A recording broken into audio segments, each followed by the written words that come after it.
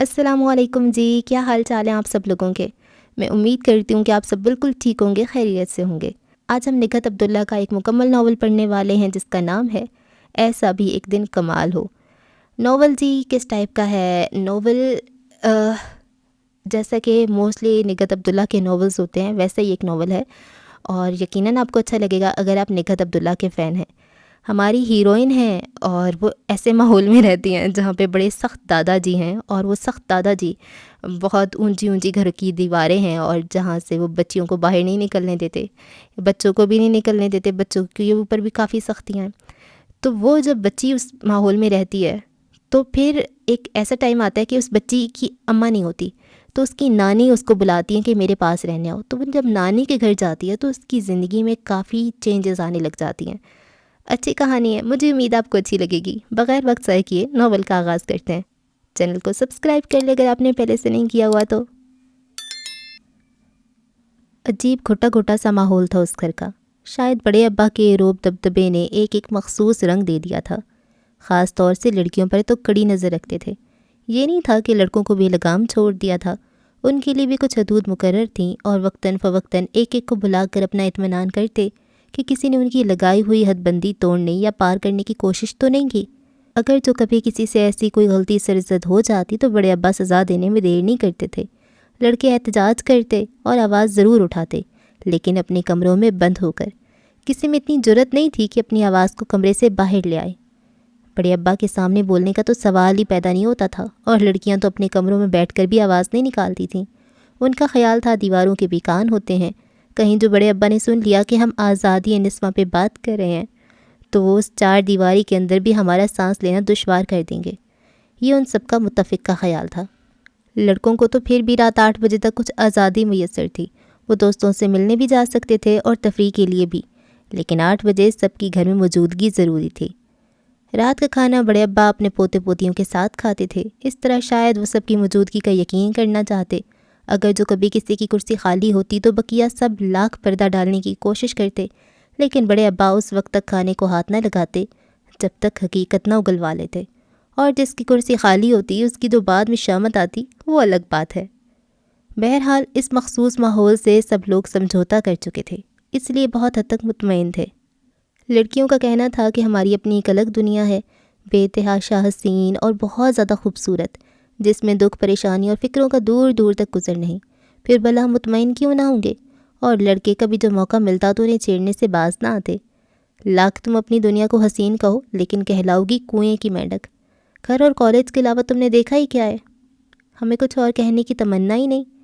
سراسر مبالغہ آرائی سے کام لیا جاتا، ورنہ ہر ایک کے دل میں بہت کچھ دیکھنے کی تمنا تھی، لیکن چونکہ اپنی بات رکھنا مقصود ہوتا تھا، اس لیے مجال ہے جو اپنی خواہشات کو زبان کا راستہ دکھا جائیں، جبکہ مخصوص کوشوں میں بیٹھ کر وہ سب بڑی فراخ دلی سے ایک دوسرے پر اپنا آپ عیاں کرتی تھیں۔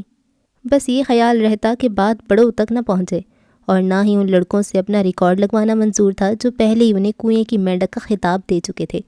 حالانکہ وہ خود سارے کے سارے رات 8 بجے بڑی عجلت میں گھر میں داخل ہوتے تھے، چہرے پر ہوائیاں اڑتی، کبھی کوئی کلائی پر بندی گھڑی کو دیکھتے اور پھر ایک دوسرے سے تصدیق کرتے۔ ہر ایک کو یہ خدشہ ہوتا کہیں اس کی گھڑی غلط تو نہیں، پھر چور نظروں سے گھر کا جائزہ لیتے کہ کہیں کوئی غیر معمولی بات تو نہیں ہوئی۔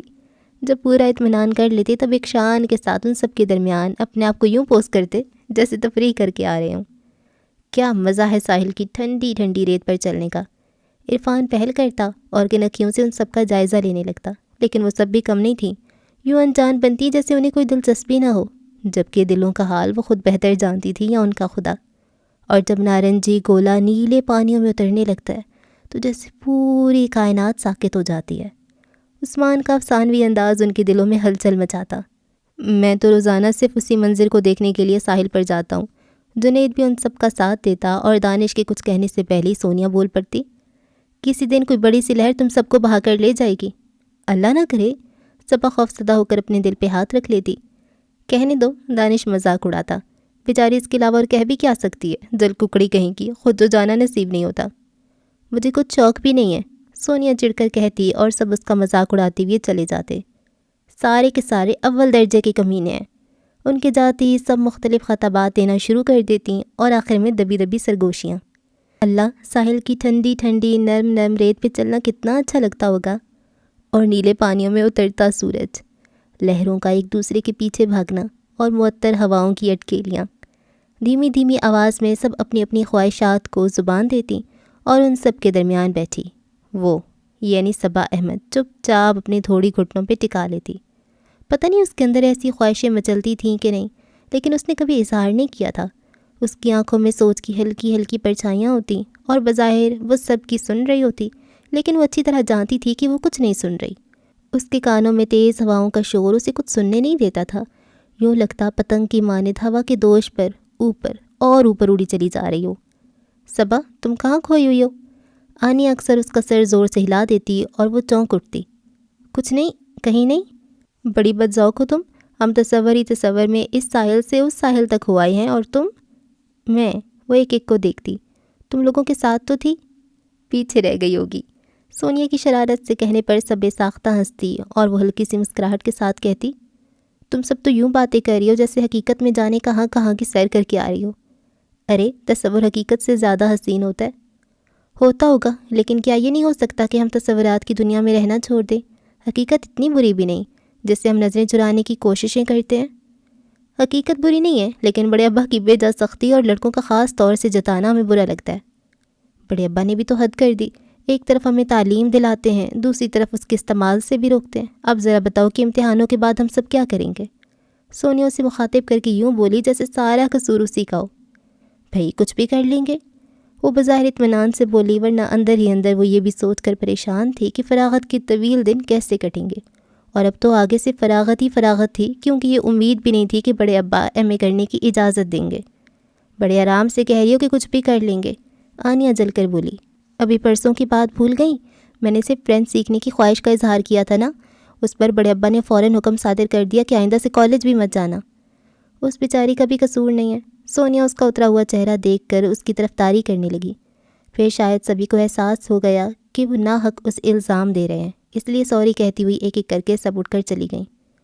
اور اگلے کتنے پل اس کا ذہن بالکل خالی رہا، کسی سوچ کسی خیال کو اس نے آواز نہیں دی۔ طویل سانس لیتے ہوئے بیڈ کی پٹی سے سر ٹکایا تو ذہن آپ ہی آپ بھٹک گیا۔ میں بد ذوق نہیں ہوں ڈیئر کزنس، وہ دل ہی دل میں ان سب کو مخاطب کر کے بولی۔ تمہاری طرح ان اونچی فصیلوں کے درمیان میرا بھی دم گھٹتا ہے، دل چاہتا ہے ان اونچی دیواروں کے اس پار کی دنیا دیکھوں، اور تم تو صرف ساحل کی بات کرتی ہو، جبکہ میں تو ہوا کے دوش پر سفر کرتی ہوئی بہت اوپر چلی جاتی ہوں، جہاں سے اس کائنات کے سارے رنگ ایک ساتھ میری نظروں میں آ سماتے ہیں، اور پھر تم سب تو اپنی اپنی ماؤں کے سامنے بھی کچھ احتجاج کر لیتی ہو۔ مجھے بتاؤ میں کیا کروں؟ مجھے تو وہ آغوش ہی میسر نہیں جس میں سر چھپاؤں، تو آزردگیوں کے بادل آپ ہی آپ چھٹ جائیں۔ ایک ابو جی ہیں، پتہ نہیں وہ کون سی مصروفیات ہیں جو ہر وقت ان کی منتظر رہتی ہیں، 24 گھنٹوں میں بس گھڑی دو گھڑی کوئی میرے پاس رکتے ہیں، پھر فوراً انہیں کوئی کام یاد آ جاتا ہے۔ صبا، سونیا اسے پکارتی ہوئی آئی، اندھیرا دیکھ کر پہلے لائٹ جلائی، پھر اس کی طرف دیکھتے ہوئے کہنے لگی، کیا بات ہے، اندھیرے میں کیوں بیٹھی ہو؟ میں شاید سو گئی تھی، اس نے جھوٹ بولا، تمہاری آواز پر اچانک میری آنکھ کھل گئی۔ چلو بڑے ابا کھانے پر بلا رہے ہیں۔ ارے کھانے کا وقت ہو گیا؟ وہ فوراً بیڈ سے نیچے اتر آئی، باتھ روم میں جا کر جلدی جلدی منہ پر پانی کے چھینٹے مارے، پھر سونیا کے ساتھ ہی کمرے سے نکل آئی۔ ڈرائنگ روم میں بڑے ابا کی موجودگی میں سب بڑے مہذب بنے بیٹھے تھے۔ دروازے سے داخل ہوتے ہوئے سونیا نے اس کے بازو میں چٹکی بھری اور سامنے بیٹھے عثمان اور دانش کو دیکھ کر شرارت سے مسکرائی، لیکن جوابی مسکراہٹ پھینکنے کی جرات کسی نے نہیں کی، بلکہ کنکھیوں سے بڑے ابا کی طرف دیکھنے لگے تھے۔ کیا بات ہے صبا، تمہاری طبیعت تو ٹھیک ہے؟ اس کے بیٹھتے بڑے ابا پوچھنے لگے۔ جی بڑے ابا، بس ذرا سی نیند آ گئی تھی، اس نے سر جھکا کر آہستہ سے جواب دیا۔ پھر بڑے ابا کھانے کے دوران لڑکوں سے ان کے دل بھر کی روداد سنتے رہے، اور اٹھنے سے پہلے انہوں نے حسب معمول کچھ نصیحتیں بھی کی تھیں۔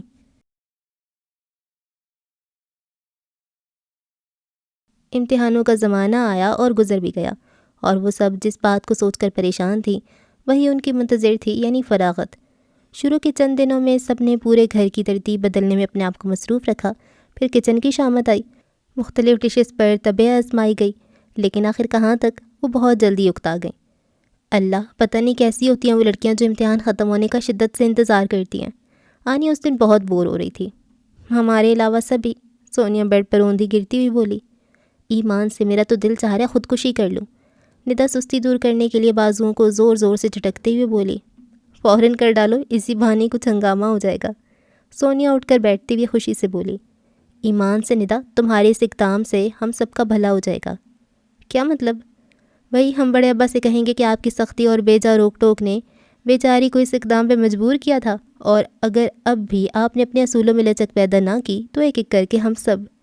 اپنی بات پر پہلے وہ خود ہنسی، پھر کہنے لگی، اب دیکھو نا، کسی نہ کسی کو تو قربانی دینی پڑتی ہے۔ تم ندا پلیز ہماری خاطر۔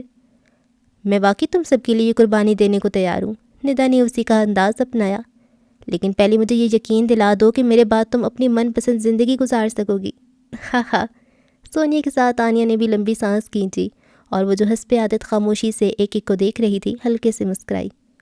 لیجئے، صبا احمد کے ہونٹوں نے بھی تکلف کیا، ندا کے اشارے پر سب اس کی طرف متوجہ ہو گئیں۔ یار صبا، تم بہت بور ہو، ہم سب تو پھر بھی ہنس بول لیتی ہیں، تم تو یہ بھی نہیں کرتی۔ میں تم سب کی باتوں پر محظوظ ہوتی ہوں۔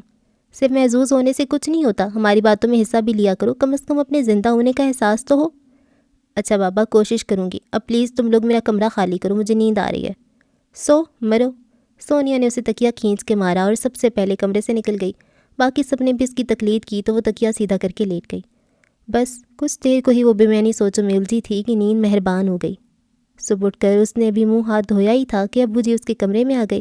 یقیناً حیران کر دینے والی غیر معمولی بات تھی، پھر بھی اس نے اپنی حیرت کو چھپاتے ہوئے انہیں سلام کیا اور پھر سوالیہ نظروں سے دیکھنے لگی۔ بیٹا، تمہارے امتحان ختم ہو گئے؟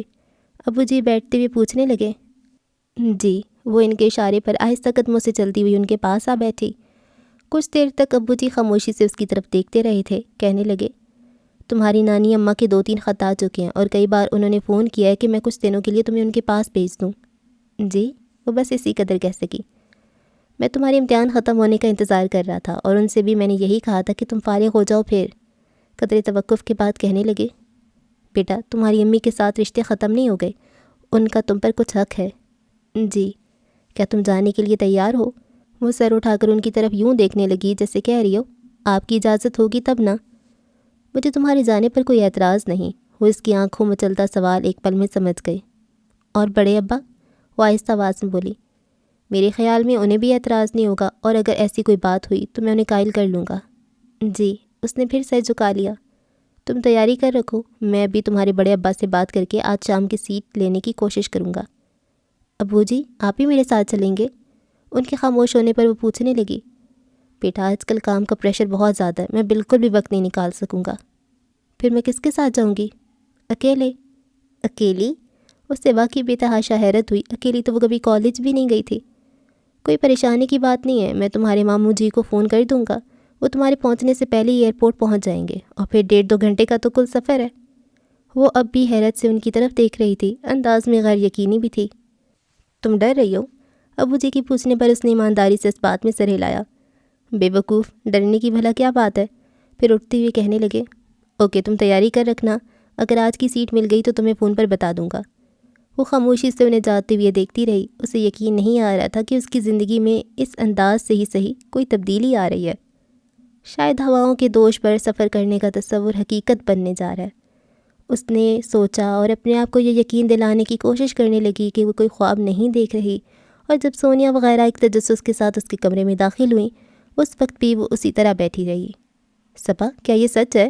آنیا کی آواز چیختی ہوئی سی تھی۔ وہ سوالیہ نظروں سے دیکھنے لگی۔ ویسے بھی اسے اپنے جذبات چھپانے میں کمال حاصل تھا، اگر جذبات کی روح میں بہتی تو اسے کہیں زیادہ اونچی آواز میں کہتی، ہاں، میں کچھ وقت کے لیے ان اونچی دیواروں سے نکل کر دور جا رہی ہوں۔ لیکن وہ بڑے ضبط سے خاموش بیٹھی تھی۔ اپنی نانی اماں کے پاس جا رہی ہو؟ سونیا نے تصدیق چاہی۔ ہاں ہاں صبا، تم بڑی خوش قسمت ہو۔ ندا کو واقعی اس پہ رشک آ رہا تھا، کاش ہمارے ننہال بھی کہیں دور ہوتا۔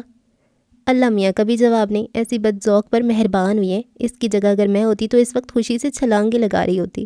سونیا گرنے کے انداز میں اس کے برابر بیٹھتی ہوئی بولی، سنو صبا، وہاں جا کر اپنے خول سے باہر نکل آنا، خوب گھومنا پھرنا، وہاں سے مری اسلام آباد قریب ہے، ضرور جانا، اور اگر ہو سکے تو لاہور تک ہو آنا۔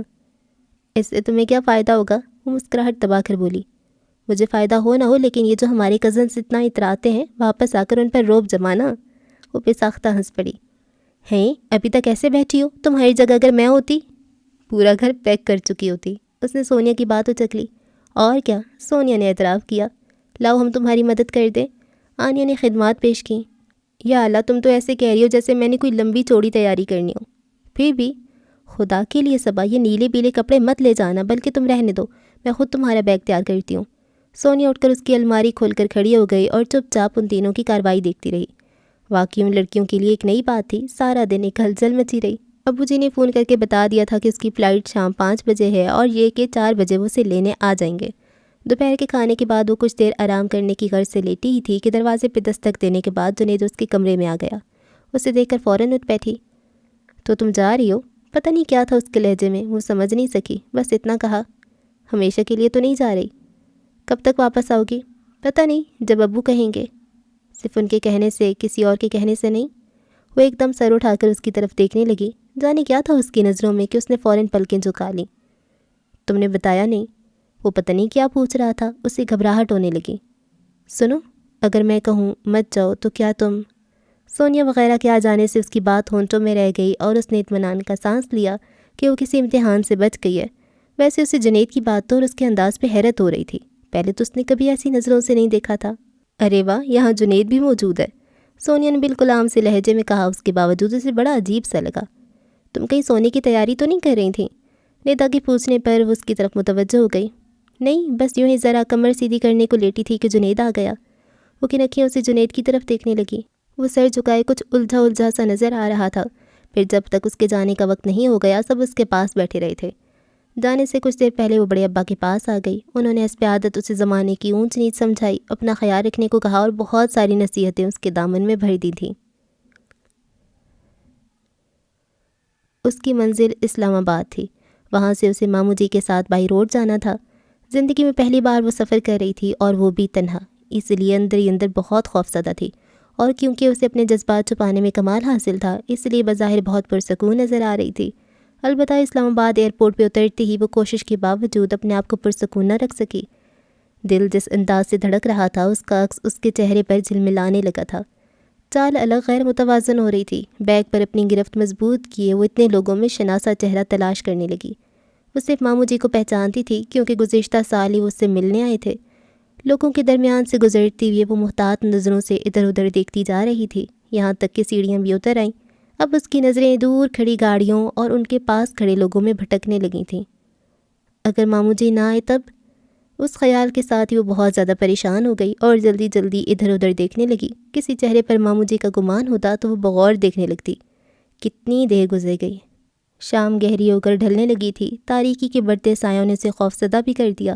آنے والے مسافروں میں اب شاید وہ تنہا رہ گئی تھی جو ابھی تک یہیں کھڑی تھی۔ اب کیا کروں؟ اس نے سوچا ہی تھا کہ پیچھے سے کسی نے اسے متوجہ کیا۔ Excuse me? وہ فوراً پلٹ کر دیکھنے لگی اور مقابل وہ جو کوئی بھی تھا اس کی شخصیت میں ایک انوکھا سحر تھا۔ گھنے بالوں کی بے ترتیبی اس کی پیشانی کو ڈسٹرب کر رہی تھی۔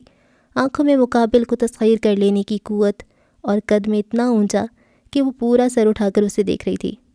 آپ صبا ہیں؟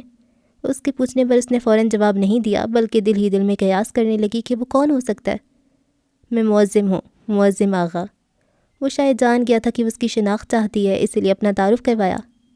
ماموں جی نہیں آئے؟ وہ کوشش کے باوجود اس پر سے نظریں نہ ہٹا سکی۔ انہیں اچانک زمینوں پر جانا پڑ گیا، اس لیے آپ کو لانے کی ذمہ داری وہ مجھے سونپ گئے۔ وہ تذبذب میں پڑ گئی، شاید سوچ رہی تھی کہ جانے سامنے کھڑا شخص معظم آغا ہے بھی یا نہیں۔ یہ رہا میرا شناختی کارڈ، آپ اپنا اطمینان کر لیں۔ اس نے جیب سے کارڈ نکال کے اس کی طرف بڑھایا۔ میرے خدا، اسے نظریں چرانے کے ساتھ اپنا رخ بھی موڑنا پڑا۔ کمال شخص ہے، پل میں سوچوں تک رسائی حاصل کر لیتا ہے۔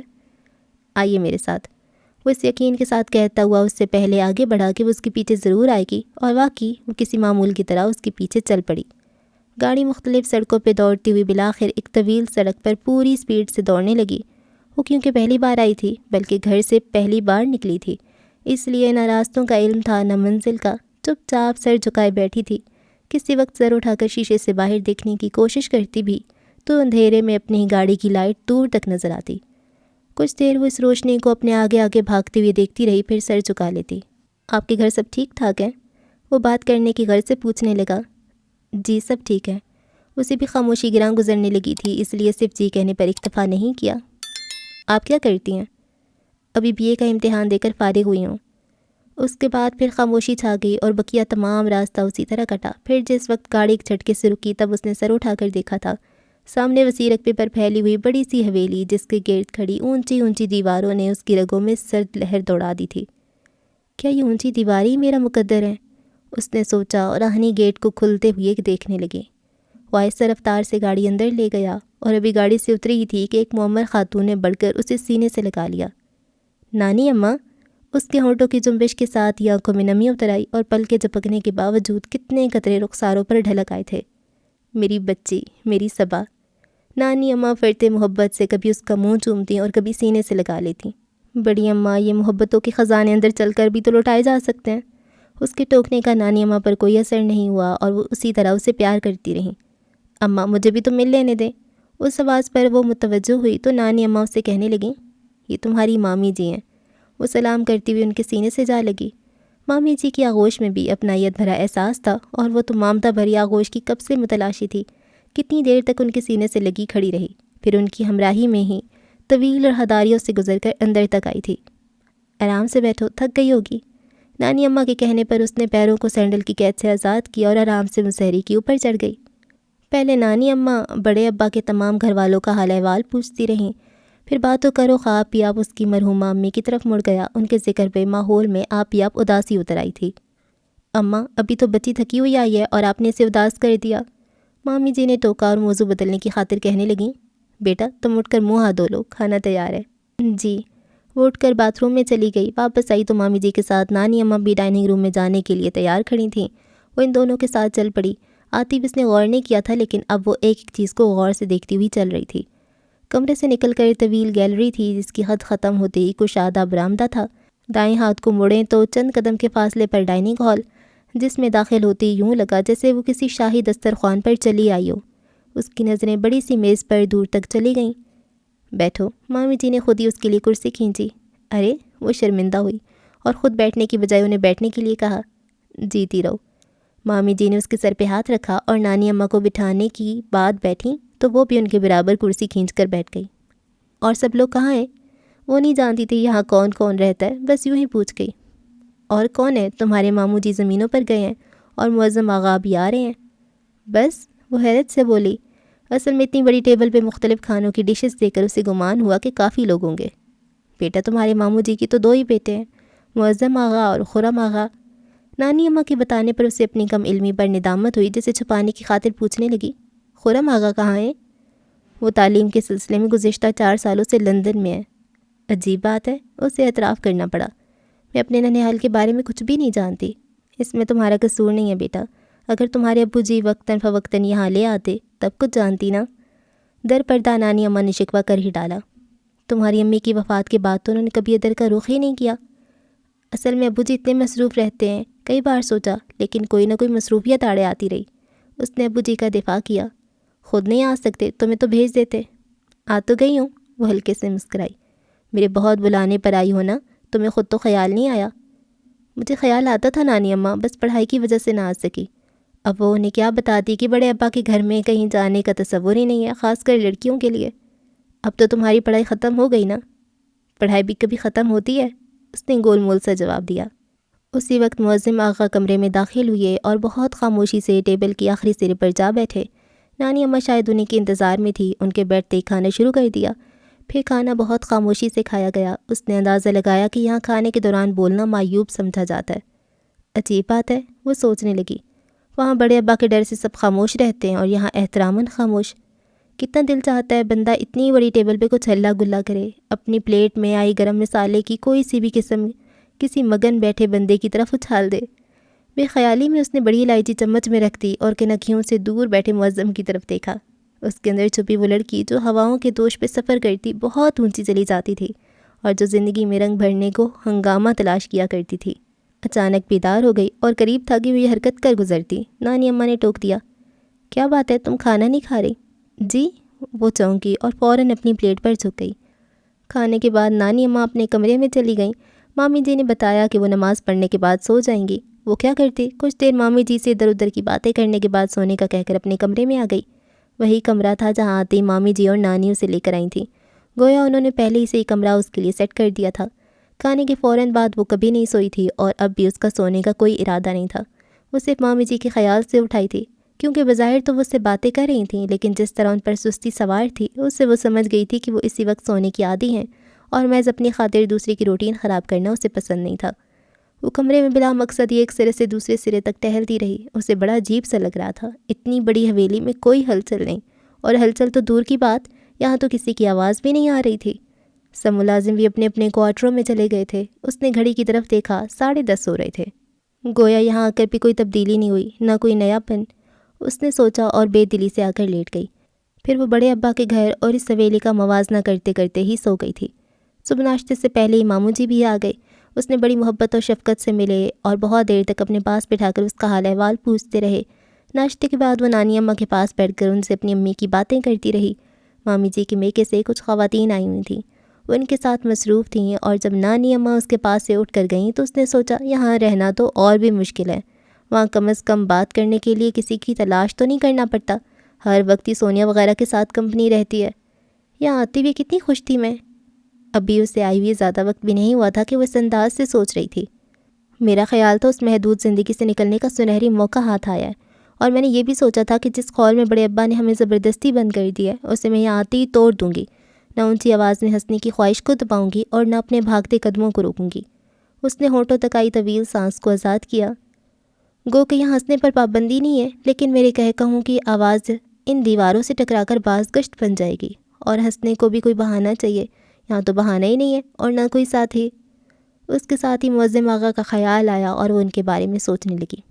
پتہ نہیں سارا وقت کہاں رہتے ہیں، بس کھانے پر ہی نظر آتے ہیں، کم از کم انہیں تو سوچنا چاہیے کہ ان کے گھر مہمان آئی ہوں۔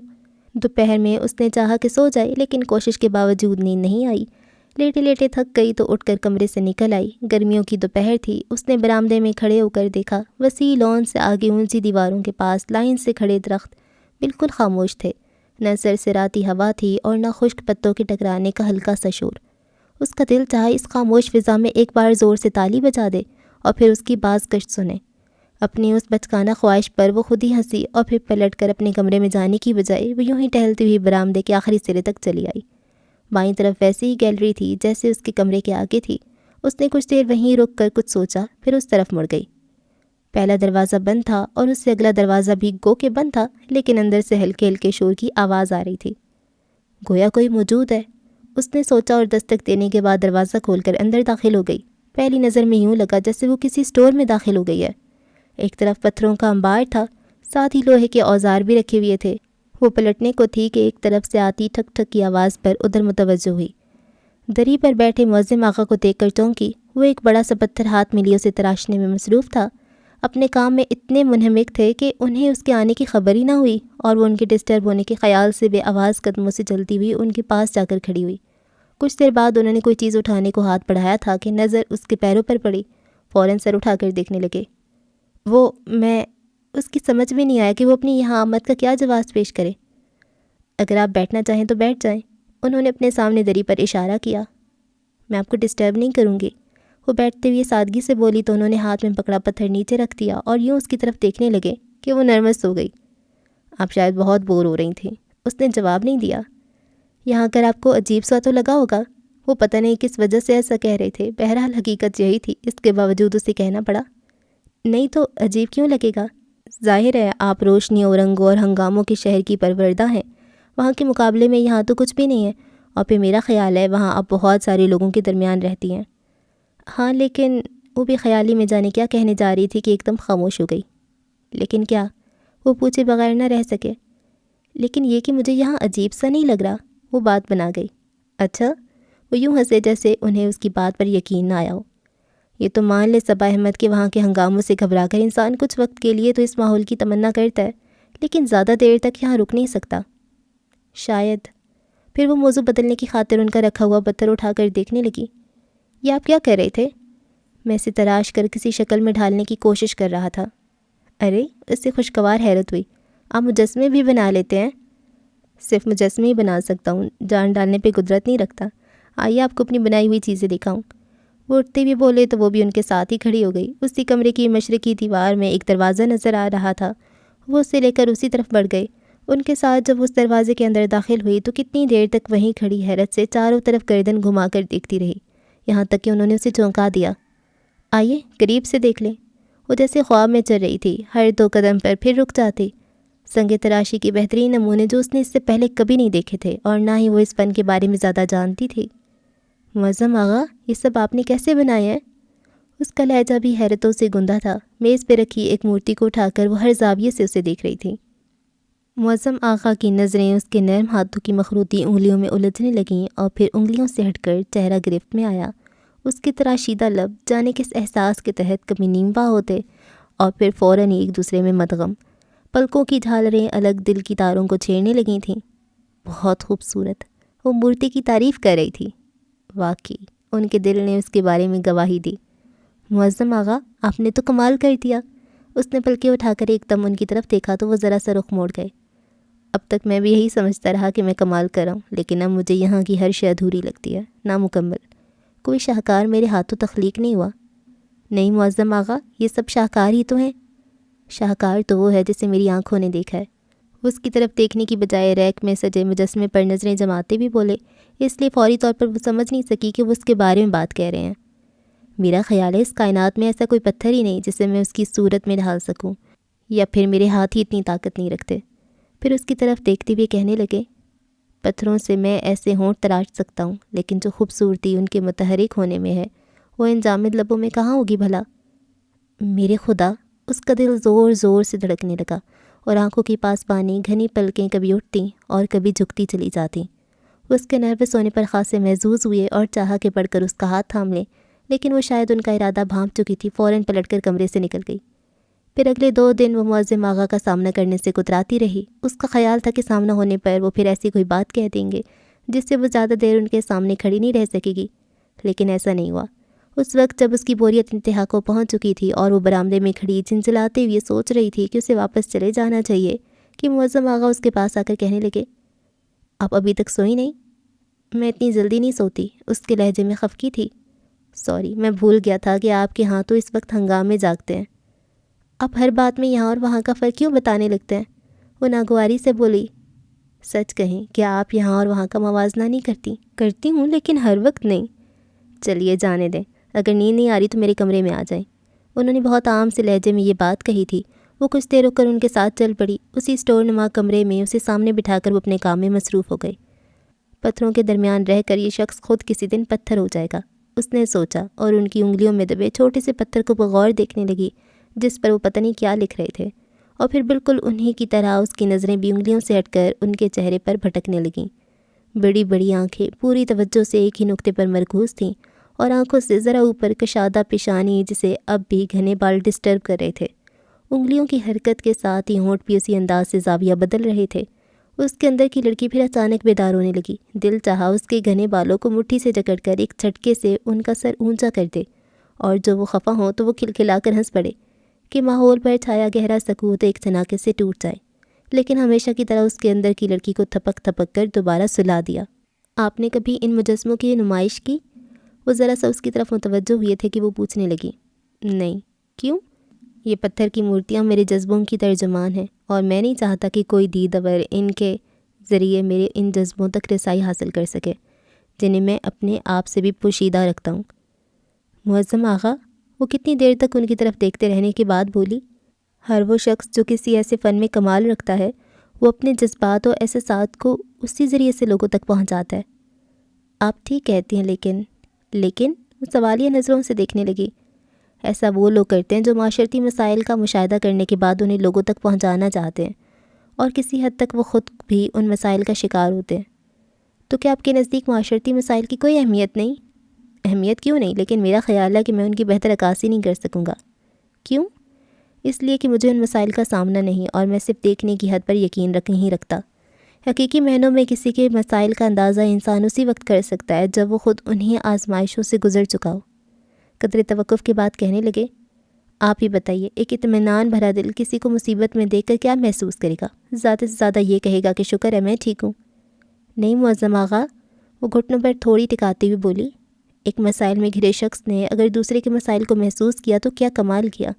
کمال شخص تو وہ ہوگا جس کا اپنا پیٹ کبھی خالی نہیں رہا، پھر بھی وہ خالی پیٹ کی آواز سن سکتا ہو، جو خود کبھی بے آسرا نہیں ہوا لیکن دوسری کی بے سائبانی کا احساس ہو۔ وہ خاموشی سے اس کی طرف دیکھے گئی۔ وہ کہہ رہی تھی، آپ نے اپنی ان مورتیوں میں صرف محبتوں کے رنگ بھرے ہیں. میں پوچھتی ہوں کیا محبت ہی سب کچھ ہے؟ میں نے کہا نا صبا، میں دوسروں کے جذبوں کو بھی مانتا ہوں، بلکہ ان کی حقیقت پر اتنا ہی یقین ہے جتنا کہ محبت پر. لیکن بات پھر وہی آ جاتی ہے کہ انہیں تخلیق کرتے ہوئے کم از کم دل درد آشنا تو ہو. گویا آپ کے دل کو ابھی کوئی ہلکی سی ٹیس بھی نہیں لگی. وہ حیران ہو کر اس کی طرف دیکھنے لگی تو وہ ہلکے سے مسکرائی. معظم آغا، آپ اپنے ان فن پاروں کے ذریعے محبتوں کا پیغام بھی تو دے سکتے ہیں. کیسے؟ وہ بے خیالی میں پوچھ گئے. ہر خاص و عام کو یقین کریں، زندگی کو زہر کا پیالہ سمجھ کر پینے والوں کے لیے پیغام امرت ہوگا. صبا، انہوں نے اسے ٹوک دیا، ابھی تو آپ کہہ رہی تھی کہ محبت ہی سب کچھ نہیں ہے. میں اپنی بات پر قائم ہوں. ایسا تو میں صرف آپ کے لیے کہہ رہی ہوں، کیونکہ آپ نے محبت کے علاوہ کسی اور جذبے کا مزہ نہیں چکھا، اور نہ ہی آپ کا دل درد آشنا ہے. قدر توقف کے بعد کہنے لگی، ایک بات بتائیں آغا، کہ آپ اپنی اس زندگی سے مطمئن ہیں؟ کوئی شور نہیں، کوئی ہنگامہ نہیں، ایک گہرا سکوت ہے. کیا دل میں یہ خواہش نہیں جاگتی کہ اچانک کوئی ایسی بات ہو جائے کہ دل یا تو ٹھہرتا سا لگے یا اس انداز سے دھڑکے کہ سنبھالنا مشکل ہو جائے؟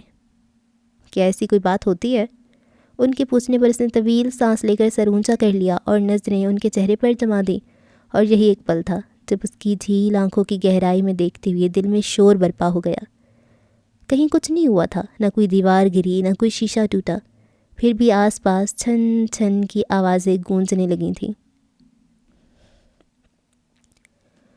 اسے یہاں آئے ہوئے 15 دن ہو گئے تھے. اس دوران ایک بار ابو جی کا فون آیا تھا. وہ ان سے کہنا چاہتی تھی کہ وہ واپس آنا چاہتی ہے، لیکن اس سے پہلے ہی نانی اماں نے کہہ دیا کہ وہ ابھی یہیں رہے گی. اب وہ نانی اماں سے کیا کہتی کہ یہاں اس کا بالکل دل نہیں لگ رہا، اس لیے وہ اسے روکنے کی بات نہ کریں. مجبوراً خاموش ہو رہی. اسے اپنی کزنس بہت یاد آ رہی تھیں. سونیا کی بات کہ خوب گھومنا پھرنا، مری اور اسلام آباد قریب ہے، وہاں ضرور جانا. مری اور اسلام آباد. وہ دل ہی دل میں ہنسی اور ٹہلتی ہوئی لان کے آخری سرے تک چلی گئی. کچھ ایسے پودے بھی نظر آ رہے تھے جن کے بارے میں وہ بالکل بھی نہیں جانتی تھی.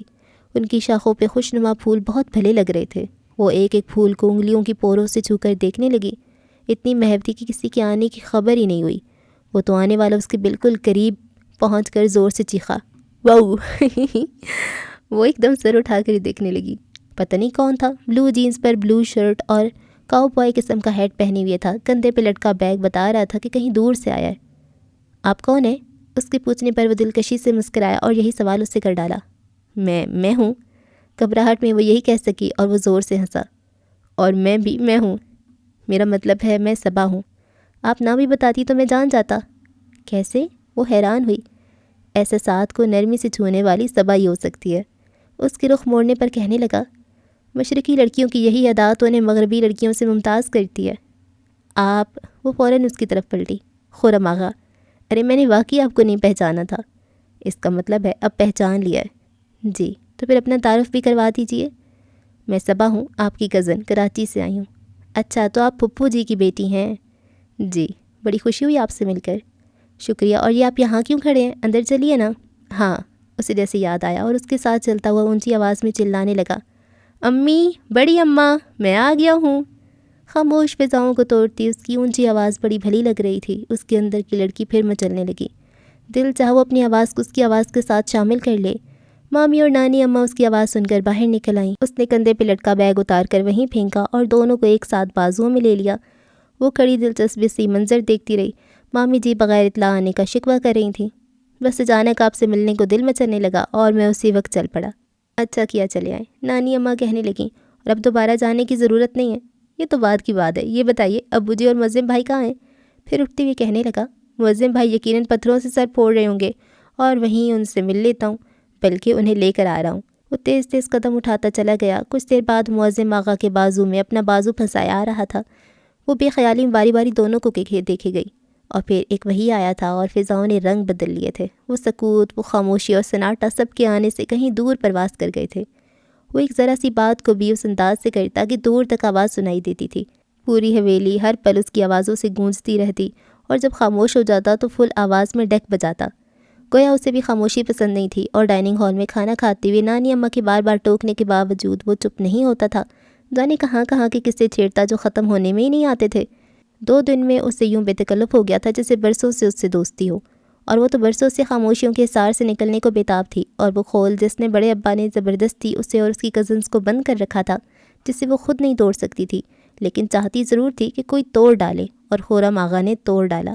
اس نے احتجاج نہیں کیا، بلکہ اندر چھپی وہ لڑکی جسے وہ اکثر ہی تھپک تھپک کر سلا دیا کرتی تھی، وہ بھی پوری طرح بیدار ہو گئی۔ صبا صبا، حسب عادت وہ اسے گیلری میں سے آوازیں دیتا ہوا آ رہا تھا۔ وہ اس کے وہاں تک آنے سے پہلے ہی کمرے سے نکل آئی اور سوالیہ نظروں سے اس کی طرف دیکھنے لگی۔ میرے ساتھ چلو۔ کہاں؟ میں کام سے اسلام آباد جا رہا ہوں، تم بھی چلو۔ سچ؟ وہ ایک دم کہہ گئی، پھر سوچتی ہوئی بولی، لیکن میں کیسے جاؤں؟ جیسے میں جاؤں گا۔ نہیں، میرا مطلب ہے پتہ نہیں نانی اماں اجازت دیں گی یا نہیں۔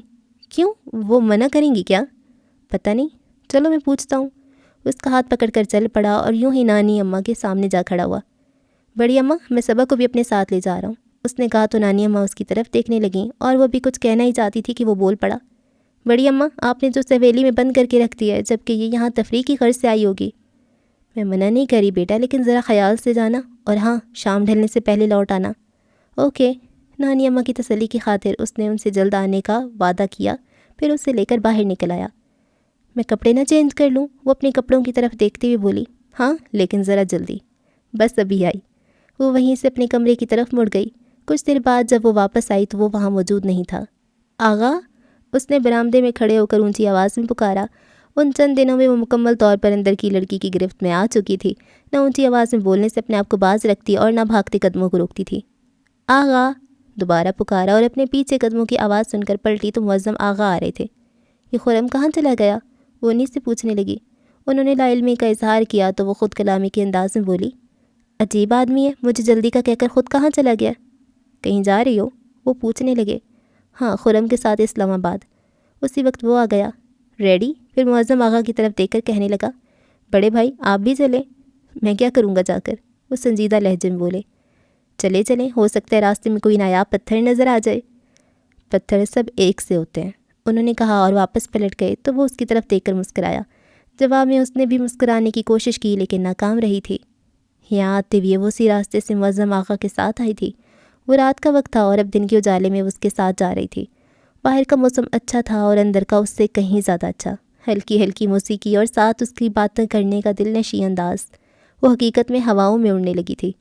پتہ ہے صبا، وہ کہنے لگا، اگر تم یہاں نہ ہوتی تو میں فوراً واپسی کا سوچتا۔ کیوں؟ وہ گردن موڑ کے اس کی طرف دیکھنے لگی۔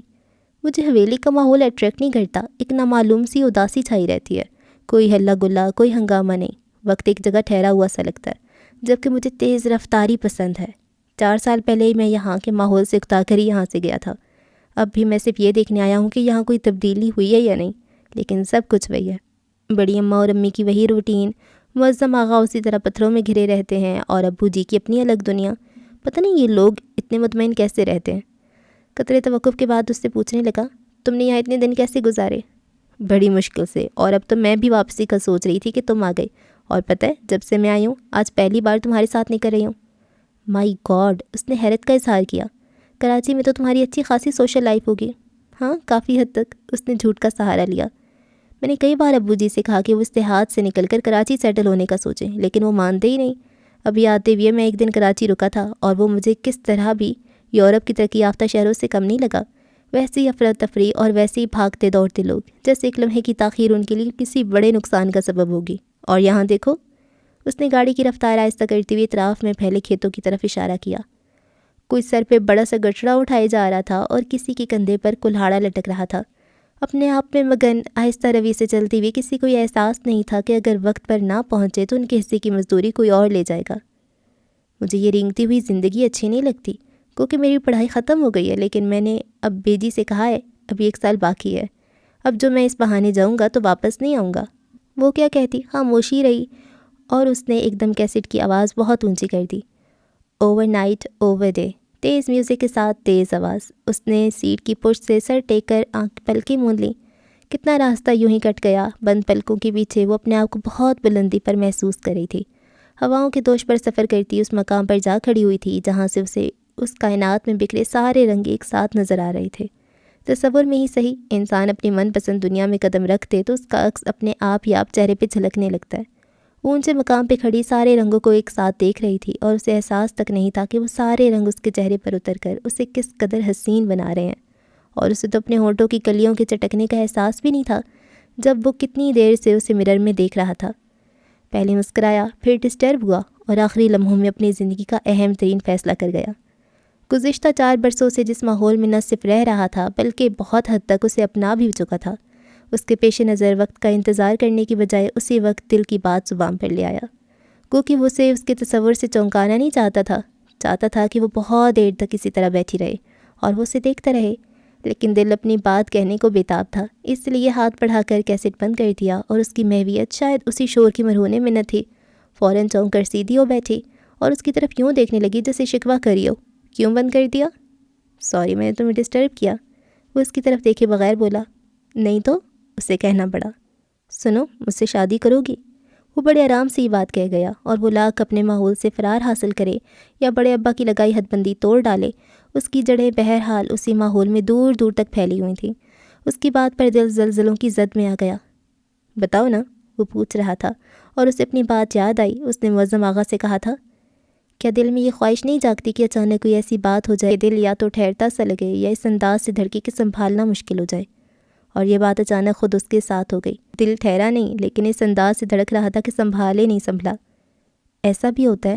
دھڑکنوں کے درمیان اس نے سوچا، اور وہ تو اب سوچ رہی تھی کہ جبکہ معظم آغا اس وقت سوچا تھا جب ان کے آس پاس چھن چھن کی آوازیں گونجنے لگی تھیں۔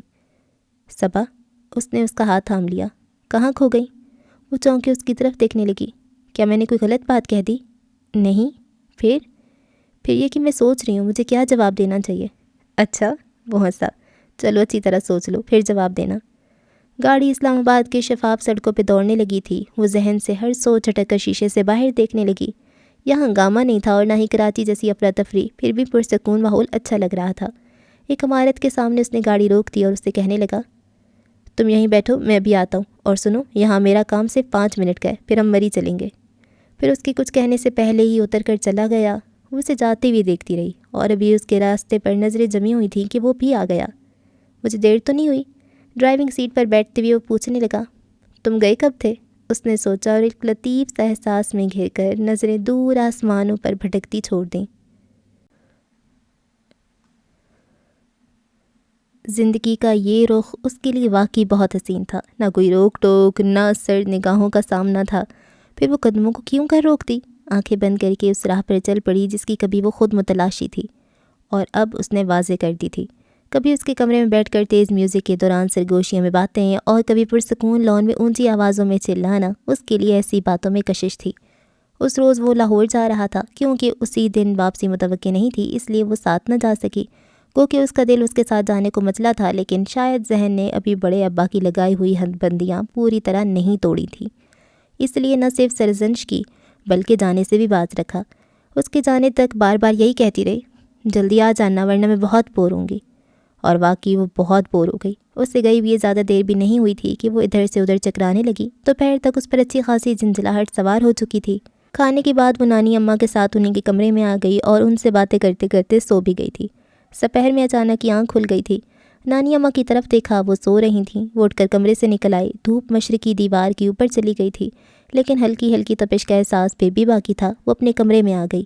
ٹھنڈے پانی سے غسل کیا تو کچھ ہلکی پھلکی ہو گئی۔ گیلے بالوں میں برش کر کے یوں ہی پشت پر پھیلا دیا اور کمرے سے نکل آئی۔ برآمدے میں ایک ملازمہ چائے کی ٹرے لیے جا رہی تھی۔ وہ سمجھ گئی کہ یہ چائے معظم آغا کے لیے جا رہی ہوگی۔ اس نے ملازمہ کو آواز دے کر ٹرے اس کے ہاتھوں سے لے لی اور ایک اور کپ لانے کا کہہ کر خود معظم آغا کے کمرے کی طرف چل پڑی۔ ارے آپ نے کیوں تکلیف کی؟ انہیں واقعی بڑا عجیب سا لگا اس کا چائے لانا۔ مجھے کوئی تکلیف نہیں ہوئی۔ وہ ٹرے نیچے رکھ کر خود بھی بیٹھ گئی۔ اتنے میں ملازمہ دوسرا کپ لے آئیں۔ اس نے دونوں میں چائے بنائی اور ایک کپ ان کی طرف بڑھا دیا۔ شکریہ۔ وہ کپ تھام کر بغور اس کی طرف دیکھنے لگے۔ کافی بدلی ہوئی لگ رہی تھی۔ جب آئی تھی تو ایک سادہ سی لڑکی تھی، بغور دیکھنے پر نروس بھی ہو جاتی تھی، لیکن اب بڑے اعتماد سے بیٹھی تھی، بلکہ ان کے اس طرح دیکھنے پر پوچھنے لگی، کیا بات ہے معظم آغا، اس طرح کیوں دیکھ رہے ہیں؟ وہ ہلکے سے مسکرائے اور چائے رکھ کر سامنے رکھا پتر اٹھا کر دیکھنے لگے۔ کوئی نئی چیز بھی بنائی ہے آپ نے؟ ایک نہیں، کئی چیزیں، لیکن سب ادھوری ہیں۔ کیوں؟ بس۔ انہوں نے کپ اٹھا کر بقیہ چائے ایک ہی گھونٹ میں حلق سے اتاری، پھر کہنے لگے، مجھے یوں محسوس ہونے لگا تھا جیسے جو چیز میں بنانا چاہ رہا ہوں وہ بنا نہیں پا رہا۔ قدرے توقف کے بعد کہنے لگے، خیر چھوڑیں، یہ بتائیں اب آپ کا دل لگ گیا یہاں؟ ہاں، اس نے صاف گوئی سے اقرار کیا۔ خرم کی وجہ سے؟ وہ جواب دینے کی بجائے بغور ان کی طرف دیکھنے لگی۔ وہ اس کی طرف متوجہ نہیں تھے، اپنی بات کہہ کر پتھر کو مختلف زاویوں سے دیکھنے لگے تھے۔ ایک بات بتائیں معظم آغا، آپ دونوں بھائی اتنے مختلف کیوں ہیں؟ کتنے مختلف؟ زمین آسمان کا فرق ہے۔ آپ اتنے سنجیدہ، الگ تھلگ رہنے والے، ایک طرح سے میں آپ کو اعظم بیزاری کہوں گی، جبکہ وہ شروع ہی سے ایسا ہے۔ اس سے پہلے ہی بول پڑے، کھلنڈرا اور لاؤبالی سا، ہنگامہ اور شور شرابہ پسند کرتا ہے، جبھی تو موقع ملتے ہی یہاں سے نکل گیا۔ یہی باتیں تو زندگی کا پتہ دیتی ہیں، وہ کہنے لگی۔ زندگی میں شور نہ ہو، افراتفری نہ ہو تو احساسات منجمد ہونے لگتے ہیں۔ صرف آتی جاتی سانسوں کا نام تو زندگی نہیں ہے۔ معظم آغا، آپ بھی افراتفری پسند کرتی ہیں؟ انہیں شاید حیرت ہوئی تھی۔ ہاں، اسی میں تو زندگی کا مزہ ہے۔ یہ بھاگتا ہوا وقت اگر ہم اس کے ساتھ دینے کے لیے اپنی رفتار تیز نہیں کریں گے تو یہ ہمیں بہت پیچھے چھوڑ جائے گا۔ کبھی کبھی تیز رفتاری بہت بڑے نقصان کا پیش خیمہ ہوتی ہے صبا۔ میں آپ کی بات سے انکار نہیں کروں گی، لیکن نقصان کے خوف سے پیچھے رہ جانا عقلمندی نہیں ہے۔ آپ ہی بتائیں، اگر ہر شخص اس خوف میں مبتلا ہو کر بیٹھ جائے تو کیا کائنات ایک جگہ ٹھہر نہیں جائے گی؟ نہیں، انہوں نے مسکراتے ہوئے نفی میں سر ہلایا۔ آپ کہہ سکتے ہیں، اس لیے کہ آپ کی کل کائنات یہ بے جان پتھر ہیں، اور مجھے کہنے دیجیے معظم آغا کہ ان پتھروں کے درمیان رہ کر آپ ہی انہی کا حصہ لگنے لگے ہیں۔ صبا، میں غلط نہیں کہہ رہی۔ اس کے ساتھ ہی اٹھ کھڑی ہوئی۔ اس حجرے سے باہر نکل کر دیکھیں، دنیا بڑی وسیع اور بہت حسین ہے۔ وہ خاموشی سے اسے جاتے دیکھتے رہے۔ ابو جی کا فون آیا، انہوں نے اسے فوری واپسی کا حکم سنا دیا۔ حالانکہ اب تو وہ رہنا چاہتی تھی، لیکن انہوں نے اس کی ایک نہیں سنی اور نانی اماں کی سفارش بھی سہولت سے رد کر دی۔ واقعی جا رہی ہو؟ اسے تیاری کرتے دیکھ کر خرم آغا پوچھنے لگا۔ کیا کر سکتی ہوں، ابو جی کا حکم ہے۔ تم کہہ دیتی کچھ دن بعد۔ میں نے کہا تھا لیکن وہ نہیں مانے۔ وہ اس کی بات پوری ہونے سے پہلے بول پڑی۔ اچھا؟ وہ اس کے بیڈ پر نیم دراز ہو کچھ دیر تک اس کی طرف دیکھتا رہا، پھر کہنے لگا، اس دن تم نے میری بات کا جواب نہیں دیا تھا۔ کون سی بات؟ فوری طور پر اسے خیال نہیں آیا، اور پھر وہ بیگ میں کپڑے رکھنے میں بھی مصروف تھی، اس لیے پوچھ لیا۔ بھئی شادی والی بات۔ اس کا ہاتھ بیگ کے اندر رک گیا اور وہ سر اٹھا کر اس کی طرف دیکھنے لگی۔ مجھ سے شادی نہیں کرو گی؟ تم تو ایسے کہہ رہے ہو جیسے میں کہوں کروں گی تو تم ابھی یہ کام کر گزرو گے۔ ایسا ہو بھی سکتا ہے، 3 بار ہاں کہنے میں بھلا کیا دیر لگتی ہے؟ یہ یورپ نہیں ہے خرم آغا، یہاں ہاں کہنے سے پہلے بھی کچھ مراحل طے کرنے پڑتے ہیں۔ وہ بیگ وہیں چھوڑ کر الماری کی طرف بڑھ گئی اور اپنے بقیہ کپڑے نکالنے لگی۔ مثلاً پتہ نہیں وہ جانتا نہیں تھا یا جان بوجھ کر انجان بن رہا تھا۔ بھئی پہلے اپنے بڑوں سے بات کرو، پھر وہ میرے بڑوں سے بات کریں گے، اور جب میرے بڑے حامی بھر لیں گے تب ہاں کہنے کا مرحلہ آئے گا۔ بڑوں کو چھوڑو، یہ بتاؤ تم راضی ہو نا؟ میں راضی ہوں، اس کے باوجود بڑوں کی رضامندی ضروری ہے۔ وہ اس وقت دل کی تابع نہیں تھی، اس لیے مناسب بات کہہ گئی۔ چلو تو میں آج ہی اپنے بڑوں تک بات پہنچا دیتا ہوں۔ وہ اٹھتے ہوئے بولا، پھر جاتے جاتے کہنے لگا، سنو تم جا رہی ہو تو میں بھی اب زیادہ دن یہاں رکوں گا نہیں، اور میں چاہتا ہوں اب جاتے ہوئے تمہیں بھی ساتھ لیتا جاؤں۔ ایک بار پھر دل اسی انداز سے دھڑکنے لگا کہ سنبھالنا مشکل ہو گیا۔ ڈائننگ ہال میں کھانا کھاتے ہوئے آج اس کے پاس اور کوئی موضوع نہیں تھا۔ وہ اس کی موجودگی کا خیال کیے بغیر مامی جی اور نانی اماں کو مخاطب کر کے کہنے لگا، میں نے صبا سے شادی کرنے کا فیصلہ کر لیا ہے۔ وہ لاکھ آزادی کی دل دادا سہی، پھر بھی اس کا یوں بات کرنا بڑا عجیب سا لگا۔ درزیدہ نظروں سے مامی جی اور پھر نانی اماں کو دیکھا، انہیں بھی شاید ایسی بے باکی کی توقع نہیں تھی۔ میں نے صبا سے پوچھ لیا ہے، اسے بھی کوئی اعتراض نہیں۔ وہ ساری بات ان پر رکھ کر خود بری و ذمہ ہو گیا۔ میرے خدا، یہ اچانک بات جو دل کے ٹھہرنے کا سبب بن رہی تھی، اور اسے ہی نہیں، میز کے آخری سرے پر بیٹھے معظم آغا کو بھی اپنا دل ٹھہرتا لگ رہا تھا۔ کھانے سے ہاتھ روک کر انہوں نے بند مٹھی ہونٹوں پر جما لی اور پرسوچ نظروں سے اس کی طرف دیکھنے لگے۔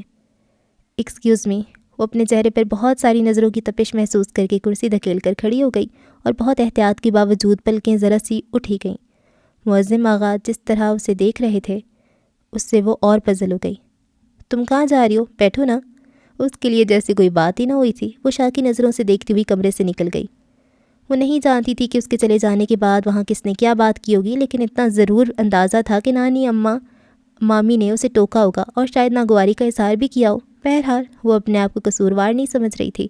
اس کے باوجود اپنی پوزیشن خراب لگ رہی تھی، اس لیے جب تک نانی اماں نے بلایا نہیں وہ کمرے سے نہیں نکلی۔ شام میں تو تم چلی جاؤ گی، اس لیے یہ جو تھوڑا وقت ہے ہمارے پاس بیٹھو۔ نانی اماں نے محبت سے اسے اپنے پاس بٹھا لیا۔ اس کا خیال تھا وہ اس سے باز پرس کریں گی، لیکن انہوں نے اس مسئلے پر سرے سے کوئی بات ہی نہیں کی۔ وہ خواہ مخواہ ڈرتی رہی تھی۔ پھر جانے سے کچھ دیر پہلے اس کے پاس آئیں۔ وہ خاصا جھنجھلایا ہوا لگ رہا تھا۔ کیا ہوا؟ وہ پوچھنے لگی۔ اب معلوم ہوا ہے کہ ظالم سماج کسے کہتے ہیں۔ وہ ایک ہتھیلی پہ مکہ مارتا ہوا بولا، کیا مطلب؟ تم اسلام آباد تک چھوڑنے معظم بھائی جا رہے ہیں؟ وہ کچھ نہ سمجھتے ہوئے اس کی طرف دیکھنے لگی۔ نانی اماں کا کہنا ہے کہ میں کیونکہ شادی کی بات کر دی، اس لیے اب جب تک شادی نہیں ہو جاتی میرا اور تمہارا ساتھ اٹھنا بیٹھنا مناسب نہیں ہے۔ ٹھیک تو کہتی ہیں، وہ اس کی جھنجھلاہٹ سے محظوظ ہوتے ہوئے بولی۔ خاک ٹھیک کہتی ہیں، میرا خیال تھا میں راستے میں تمہارے ساتھ ڈھیر ساری باتیں کروں گا اور اپنی آئندہ زندگی کا خوبصورت خاکہ بھی تمہیں بتا دیتا۔ چلو کوئی بات نہیں، پھر بتا دینا۔ وہ یوں بولی جیسے کسی بچے کو بہلا رہی ہو۔ تم میرا مذاق اڑا رہی ہو؟ ہرگز نہیں، وہ ہنستی ہوئے بولی۔ چلو باہر نکلو، میں جا رہی ہوں۔ وہ اس کے پیچھے پیچھے چل پڑا۔ نانی اماں اس کے جانے سے بہت افسردہ ہو رہی تھیں۔ کتنی بار اسے سینے سے لگا کر پیار کیا، اس کی اپنی پلکیں نم ہو گئی تھیں۔ ماحول میں اداسی اترنے لگی تو وہ کہنے لگا، بس کرے بڑی اماں، ورنہ یہ سارا راستہ روتی ہوئی جائے گی۔ وہ جلدی سے ماموں جی سے مل کر برآمدے کی سیڑھیاں اتر گئی۔ اسے خدشہ تھا کہ کہیں اتنے سارے لوگوں کی موجودگی میں وہ اسے مخاطب کر کے کوئی ایسی بات نہ کہہ دے جو اسے سب کے سامنے شرمندہ ہونا پڑے۔ معظم آغا گاڑی کے پاس کھڑے تھے۔ اسے آتے دیکھ کر انہوں نے دروازہ کھول دیا۔ وہ بیٹھ گئی تو دوسری طرف سے آ کر ڈرائیونگ سیٹ سنبھال لی۔ راستہ خاصا طویل تھا، آتی ہوئی بھی وہ ان کے ساتھ آئی تھی، اب بھی اتفاق سے ان کا ساتھ تھا۔ اگر خرم کا خیال درمیان میں نہ ہوتا تو اس وقت بھی وہ ہر احساس سے آ رہی ہوتی، لیکن اب اس کے ساتھ کیا سفر یاد آ رہا تھا۔ اونچی آواز میں بجتا کیسٹ، پھر اس کی باتیں، پتہ ہی نہیں چلا تھا اور اتنی جلدی راستہ کٹ گیا تھا۔ وہ ذرا سی گردن موڑ کر معظم آغا کی طرف دیکھنے لگی۔ آنکھیں ونڈ اسکرین پر جمی ہونے کے باوجود کسی سوچ کی گرفت میں تھیں۔ ہونٹوں نے جیسے ایک دوسرے سے جدا نہ ہونے کی قسم کھا رکھی تھی۔ پھر وہی خاموشی، وہی سناٹا اور گہرا سکوت، اور ہواؤں کے دوش پر سفر کرنے والی اس کے اندر کی وہ چنچل لڑکی آپ یاب دوبارہ اسی خول میں بند ہونے لگی۔ جس وقت وہ ان سے جدا ہو رہی تھی تو وہی اول روز والی صبا تھی جسے اس جگہ سے وہ لینے آئے تھے۔ انہیں لگا کوئی وقت، کوئی دن درمیان میں آیا ہی نہ ہو اور اس وقت سے اب تک یہیں کھڑے ہوں۔ معظم آغا، آپ نے ابو جی کو فون کر دیا تھا نا کہ میں آ رہی ہوں؟ وہ پھر خوف زدہ تھی۔ ہاں، سینے میں دبی سانس ہاں کی صورت ہونٹوں کی قید سے آزاد ہوئی۔ آپ ڈر رہی ہیں؟ اس کے ساتھ چلتی ہوئی وہ پوچھنے لگے تو اس نے اس بات میں سر ہلایا۔ میرا خیال تھا خرم نے آپ کو خاصا پر اعتماد بنا دیا، انہوں نے کہا تو وہ ایک دم قدم روک کر ان کی طرف دیکھنے لگی۔ اسی طرح ڈرتی رہیں تو خرم کے ساتھ کیسے چل سکیں گی؟ آپ کیا کہنا چاہتے ہیں؟ وہ پوچھے بغیر نہ رہ سکی۔ صرف اتنا کہ کوئی بھی فیصلہ کرنے سے پہلے اچھی طرح سوچ لیجئے گا، اور یہ مت بھولیے گا صبا احمد کہ لڑکیاں مضبوط پناہ گاہوں میں ہی اچھی لگتی ہیں، ان سے نکل کر ان کی ہستی اور نسوانیت کا غرور پارا پارا ہو جاتا ہے۔ اپنی بات کہہ کر وہ اسے وہیں چھوڑ کر واپس پلٹ گئی، اور وہ کتنی دیر تک کھڑی انہیں جاتے ہوئے دیکھتی رہی تھی۔ سچ بتاؤ صبا، کیسا رہا تمہارا ٹور؟ وہ کافی دیر بڑے ابا کے پاس بیٹھ کر اب اپنے کمرے میں آئی تھی، اور سونیا وغیرہ جو بڑی بےتابی سے اس کا انتظار کر رہی تھیں اسے دیکھتے ہی پوچھنے لگیں، صبر کرو، ذرا سانس تو لے لوں۔ وہ سب کے درمیان گرنے کے انداز میں بیٹھتے ہوئے بولی، سانس بعد میں لینا، پہلے بتاؤ کہاں کہاں گھومی؟ کہیں نہیں، وہ مسکراہٹ دبا کر بولی اور ایک ایک کی شکل دکھنے لگی۔ ایک کم وقت شروع ہی سے ایسی بور اور بد ذوق ہے، ندا دانت پیستے ہوئے بولی۔ اسے کسی نے آفر بھی کی ہوگی تو اس نے انکار کر دیا ہوگا۔ ہے صبا؟ عافیہ نے تصدیق چاہی تو وہ اپنی اب تک کی زندگی میں شاید پہلی بار ان سب کے درمیان بیٹھ کر کھلکھلا کر ہنسی تھی۔ ان سب نے پہلے حیرت سے اسے دیکھا، پھر میں نے خیز نظروں سے ایک دوسرے کی طرف دیکھنے لگیں۔ بتاؤ نا صبا، سونیا نے اس کے بازو میں چٹکی کاٹی۔ پتہ ہے ہم سب کتنی شدت سے تمہاری واپسی کے منتظر تھے۔ میں جانتی ہوں، وہ اپنا بازو سہلاتے ہوئے بولی۔ اچھا بھائی بتاتی ہوں۔ اس نے تکیہ کھینچ کر گود میں رکھ لیا اور پھر اس تمام عرصے کی ایک ایک بات انہیں کہہ سنائی۔ آخر میں کہنے لگی، پتہ ہے سونیا، خرم کا خیال ہے کہ وہ شادی کر کے مجھے اپنے ساتھ ہی لندن لے جائے گا۔ واقعی صبا، ایمان سے تم بڑی لکی ہو۔ ندا کو اس پہ رشک آ رہا تھا۔ اسی وقت جنید وغیرہ دستک دے کر اس کے کمرے میں چلے آئے۔ سب کو اس کے گرد جمع دیکھ کر وہ بہت ہنسے، گویا صبا بی بی کا انٹرویو لیا جا رہا ہے۔ عثمان نے مذاق اڑایا، تمہیں اس سے کیا؟ عافیہ نے تنک کر کہا، اللہ تم لوگوں پر رحم کرے، مجھے بھی رحم آ رہا ہے۔ باری باری سب نے دل کھول کر مذاق اڑایا۔ ایسا لگ رہا ہے جیسے امریکہ اور لندن سے گھوم کر آ رہی ہو۔ ذرا بتانا صبا، لیڈی ڈیانا کے درشن بھی کیے یا نہیں؟ فکر مت کرو، ان قریب لیڈی ڈیانا کے درشن بھی کر لے گی۔ سونیا آگے بھی بتانے جا رہی تھی کہ اس کے گھورنے پر چپ ہو گئی۔ ہاں، نانی اماں کے گھر تک چلی گئی، اب لیڈی ڈیانا تک جانا کون سا مشکل ہے؟ جس انداز سے وہ سب ہنس رہے تھے اس سے ندا کا بس نہیں چل رہا تھا کہ سب کی بتیسیاں توڑ ڈالے۔ کہاں تو وہ یہ سوچے بیٹھی تھی کہ صبا کے آنے پر ان سب کا اترانا اور جتانا ختم ہو جائے گا، لیکن یہاں تو الٹا وہ سب مذاق اڑا رہے تھے۔ میں بھی جا کر بڑے ابا کو بتاتی ہوں کہ تم سب لوگ صبا کو تنگ کر رہے ہو۔ ہم یعنی کہ ہم تنگ کر رہے ہیں؟ عرفان نے دانش کے ہاتھ پہ زور سے ہاتھ مارا۔ پاگل ہو گئی ہیں یہ سب، چلو ہم چلتے ہیں۔ ندا اٹھ کر بیڈ سے نیچے کود گئی آنیا اور ثنیا نے بھی اس کی تقلید کی۔ ارے اس کا انٹرویو تو مکمل کرتی جاؤ۔ عثمان نے ان کا راستہ روکنے کی کوشش کی لیکن اسے دھکا دیتی ہوئی کمرے سے نکل گئیں۔ پھر اگلے کئی دن اسی طرح گزر گئے۔ وہ خرم آغا کی سنگت میں گزرے دنوں کے سحر سے کسی طرح بھی نکل نہیں پا رہی تھی۔ اس کا ذہن مسلسل انہی گزرے دنوں میں بھٹکتا رہتا۔ کوئی بھی کام کر رہی ہوتی، کہیں بھی بیٹھی ہوتی، اس کا تصور ساتھ ساتھ ہوتا، اور اب تو اسے انتظار بھی تھا۔ اور یہ انتظار زیادہ طویل نہیں ہوا کیونکہ تیسرے ہفتے ہی ماموں جی آ گئے۔ بند کمرے میں بڑوں کا اجلاس شروع ہوا تو اسے ایک فکر لاحق ہو گئی۔ اس نہج پر تو اس نے سوچا ہی نہیں تھا کہ بڑے ابا کو بھی کوئی اعتراض اٹھا سکتے ہیں، اور بڑے ابا کو خرم کے باہر رہنے پر اعتراض تھا۔ ان کا کہنا تھا کہ وہ کوئی معمولی آدمی کا بیٹا ہے نہیں جو روز کال کے لیے دیار یا غیر میں دھکے کھاتا پھرے۔ اس پر ماموں جی نے وہی کہا جو خرم نے ان سے کہا تھا کہ اس کی تعلیم کا 1 سال باقی ہے، اس کے بعد وہ مستقل یہیں آ جائے گا۔ بڑے ابا کا خیال تھا کہ پھر شادی بھی 1 سال بعد ہی کریں گے، لیکن ماموں جی کا اصرار ابو جی بھی رضامند تھے، اس لیے بڑے ابا کو بھی حامی بھرنی پڑی۔ یوں اسی وقت 1 ہفتے بعد کی شادی کی تاریخ رکھ دی گئی۔ آنیا جو کھڑکی سے لگی کھڑی تھی اور پل پل کی خبر اندر تک پہنچا رہی تھی، مبارک سلامت کی آوازیں سنتے ہی پھر اندر بھاگی۔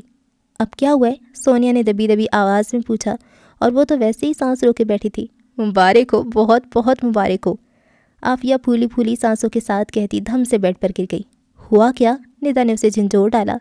نہ صرف بات پکی ہوگی بلکہ آئندہ جمعہ کو بارات بھی آ رہی ہے۔ سچ؟ ندا اور سونیا خوشی سے بھرپور آواز میں چیخیں، اور اس نے کتنی دیر سے سینے میں دبی سانس ہونٹوں کی قید سے آزاد کرتی ہوئی تھوڑی گھٹنوں پہ ٹکا لی۔ ارے آنیا ایک دم اٹھ بیٹھی۔ کیا ہوا؟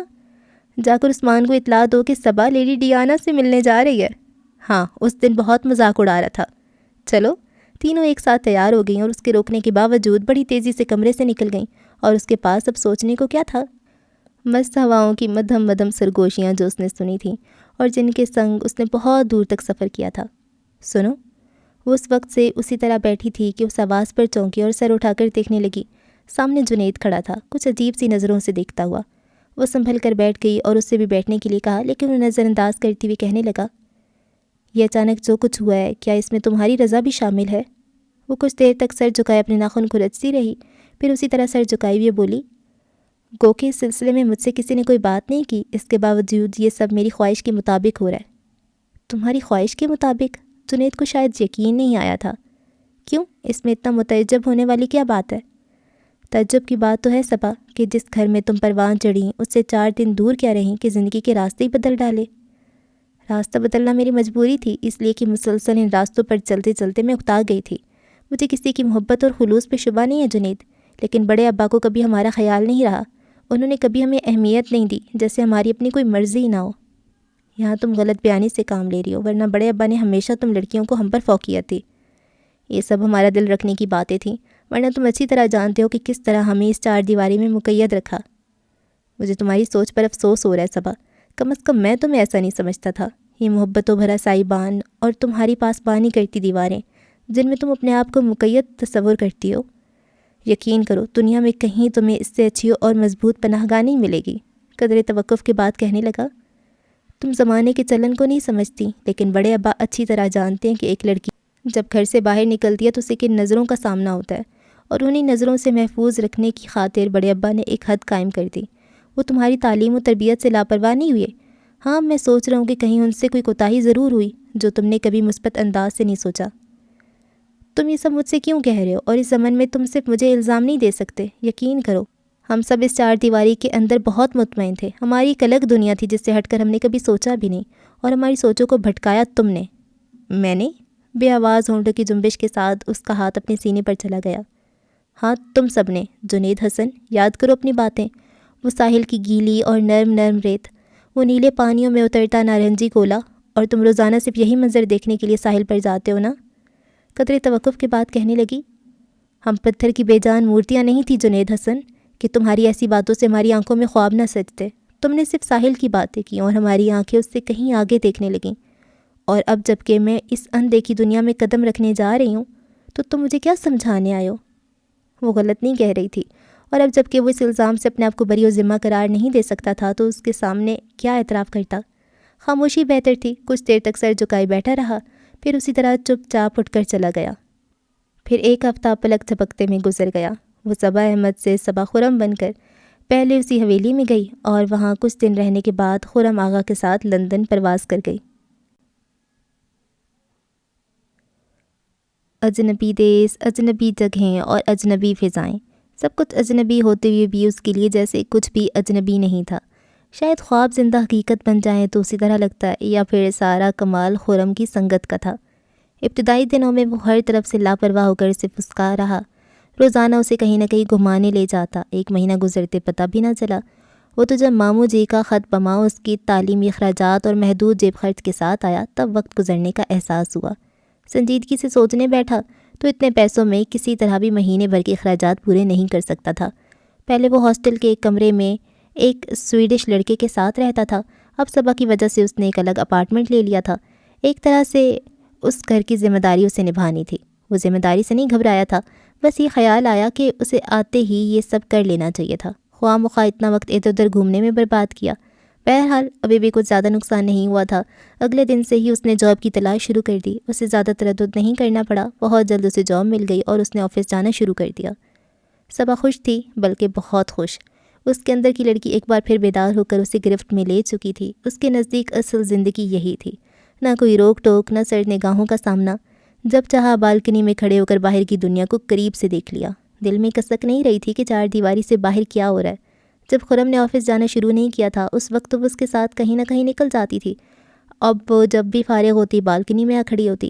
باہر کا موسم عام طور پر ایک جیسا ہی رہتا تھا۔ وہ ریلنگ پر کونیاں ٹکا کر بے فکرے اور آزادی سے ایک دوسرے کے ہاتھوں میں ہاتھ دیے جوڑوں کو دیکھتی، یا شفاف سڑک پر پھسلتی گاڑیوں سے اچھی لگتی۔ اس وقت بھی وہ ریلنگ کے سہارے کھڑی بڑے نماک سے نیچے دیکھ رہی تھی۔ خرم کے آنے کا وقت ہو رہا تھا۔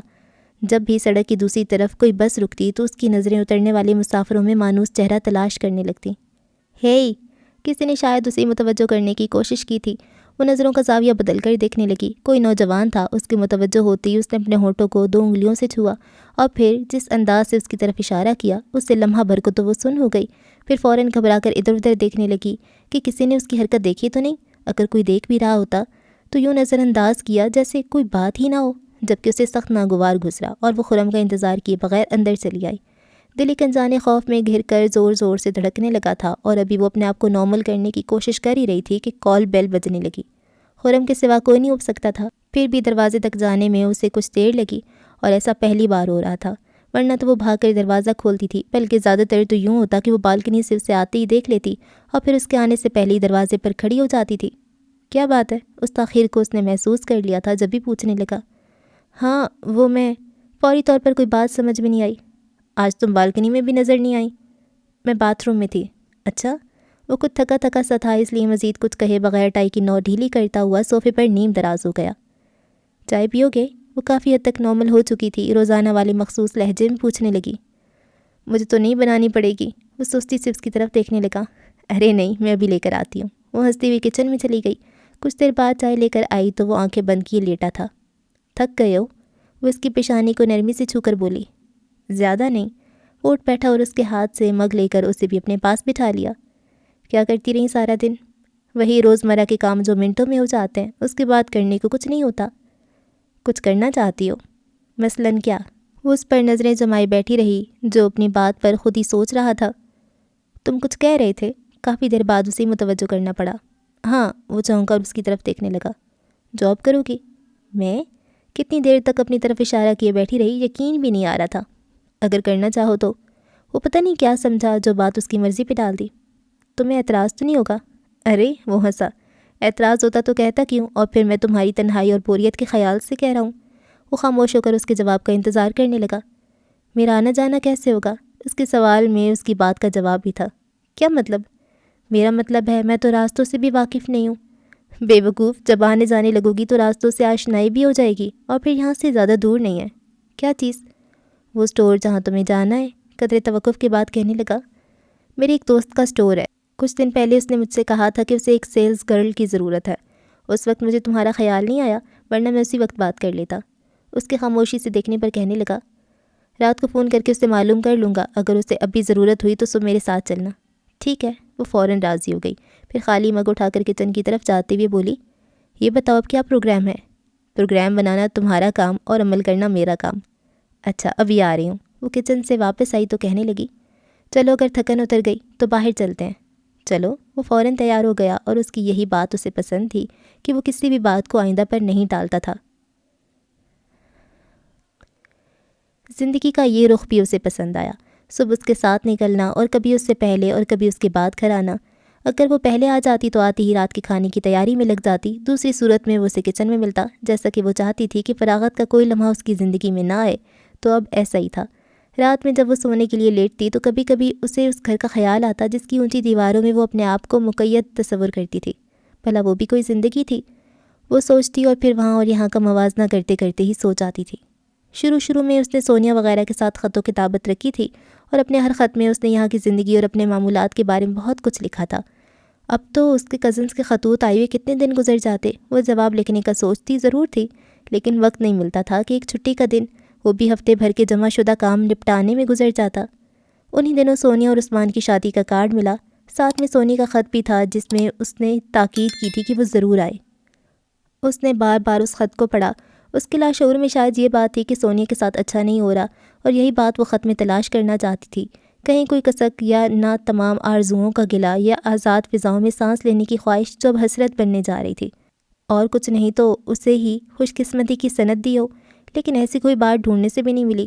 بڑے مطمئن انداز سے لکھا گیا تھا اور بڑی فراخ دلی سے اسے آنے کی دعوت دی تھی۔ بیچاری، اس نے تعصب سے سوچا اور کارڈ کے ساتھ خط بھی ایک طرف ڈال دیا۔ اس کے جانے کا کوئی ارادہ نہیں تھا، اس لیے بہت سرسری انداز میں خرم سے ذکر کیا اور اس نے بھی اسی انداز سے سنا تھا۔ وقت کا پہیہ اپنی مخصوص رفتار سے چل رہا تھا، لیکن اسے یوں محسوس ہوتا جیسے یہاں کا پہیہ کچھ زیادہ ہی تیز رفتار ہے۔ 1 سال ہو گیا تھا انہیں یہاں آئے ہوئے، اور اس دوران وہ دونوں کافی حد تک سیٹ ہو چکے تھے۔ ان کا خیال تھا آئندہ 2-3 سالوں میں وہ مکمل طور پہ سیٹ ہو جائیں گے۔ اس کے لیے وہ دونوں ہی کافی جدوجہد کر رہے تھے۔ اس شام وہ گھر میں داخل ہوئی تو خرم پہلے سے موجود تھا اور کچن کی بجائے لاؤنج میں بیٹھا نظر آیا۔ وہ بیگ ٹیبل پہ پھینک کر اس کے برابر بیٹھتی ہوئی پوچھنے لگی، تم کب آئے؟ زیادہ دیر نہیں ہوئی۔ چائے پی لی تم نے؟ وہ پیروں کو سینڈل کی قید سے آزاد کرتی ہوئی پوچھنے لگی۔ نہیں، ابھی کچن میں جانے کا سوچ ہی رہا تھا کہ ابو جی کا خط آ گیا، وہ پڑھنے بیٹھ گیا۔ کیا لکھا ہے ماموں جی نے؟ وہی جو پچھلے خط میں لکھا تھا کہ پڑھائی ختم ہو گئی ہوگی، واپس آ جاؤ، ساتھ میں دھمکی بھی دی ہے کہ خرچ بھیجنا بند کر دوں گا۔ اچھا، وہ ہنسی، پھر کہنے لگی، تم انہیں صاف صاف کیوں نہیں لکھتے تھے کہ تم یہاں جاب کر رہے ہو اور تمہارا واپسی کا کوئی ارادہ نہیں ہے؟ ہاں، اب تو لکھنا ہی پڑے گا۔ اور کیا لکھا ہے انہوں نے؟ وہ ادھر ادھر نظریں دوڑا کر خط تلاش کرنے لگی۔ تنہائی کا رونا کہ تم دونوں آ جاؤ تو کچھ رونق ہو جائے گی۔ معظم آقا کی شادی کیوں نہیں کر دیتے؟ وہ پتھروں کی دنیا سے نکلیں گے تو شادی ہوگی نا، مجھے تو لگتا ہے وہ خود بھی پتھر ہو چکے ہیں۔ ٹھیک کہتے ہو، وہ تائید کرتی ہوئی اٹھ کر کچن میں چلی گئی۔ پھر جب خرم نے ماموں جی کو اپنے حالات لکھ کر یہ بھی بتایا کہ مستقبل قریب میں ان کا واپسی کا کوئی ارادہ نہیں ہے اور یہ کہ وہ کافی حد تک یہاں سیٹ بھی ہو چکے ہیں، تو جواب میں ماموں جی نے سخت ناراضگی کا اظہار کیا اور اسے ایک آخری موقع دیتے ہوئے لکھا کہ 2 مہینے کے اندر تم آ جاؤ ورنہ وہ کبھی معاف نہیں کریں گے۔ اس مقام پر وہ آزاد فضاؤں میں پرواز کرنے والی لڑکی کی گرفت سے آزاد ہو گئی۔ ماموں جی کو ناراض مت کرو، اگر وہ خوشی سے اجازت دیتے ہیں تو ٹھیک ہے، ورنہ واپس چلو۔ بڑے ابا کی تعلیم و تربیت اتنی کمزور نہیں تھی کہ وہ آسانی سے بھلا دیتی۔ بعض باتیں انہوں نے روح کی گہرائیوں تک اتار دی تھیں۔ ان میں یہ بھی تھی کہ باپ کی ناراضگی سے خدا بھی ناراض ہوتا ہے۔ کیا کریں گے واپس جا کر؟ وہ کہنے لگا، وہاں مجھے کوئی چام نظر نہیں آتا۔ اپنے ہی گھر میں کھڑے ہو کر بات کرو تو جواب میں اپنی آواز کی باز گشت سنائی دیتی ہے۔ باہر نکلو تو وہی صدیوں پرانے لوگ، کوئی ہیر گاتا ہے تو کوئی لیلا مجنوں کے قصے چھیڑتا ہے۔ دنیا کہاں سے کہاں پہنچ گئی اور وہ ابھی تک ہیر رانجھا میں الجھے ہیں۔ وہ یوں خفا ہو رہا تھا جیسے اس نے واپسی کا قصہ اپنی طرف سے چھیڑا ہو۔ ٹھیک ہے، مت جاؤ، لیکن ماموں جی کو ضرور قائل کرو، وہ سہولت سے کہتی ہوئی اس کے پاس سے ہٹ گئی۔ اپنے تئیں اس نے بات ختم کر دی تھی، لیکن رات کو جب سونے کے لیے لیٹی تو کوشش کے باوجود اسے نیند نہیں آئی۔ پہلے وہ خرم کی باتوں کو سوچتی رہی، پھر اچانک وقت کا پہیہ الٹا چلنے لگا تھا۔ وہ اونچی دیواریں اور بڑے ابا کی لگائی ہوئی حد بندیاں جن پر کڑنے کے باوجود زندگی میں طمانیت کا احساس باقی تھا، فراغت کے وہ تمام لمحے ایک ایک کر کے پلکوں میں آن سمائے جب کرنے کو کچھ نہیں تھا لیکن ایک دوسرے کی سنگت میسر تھی۔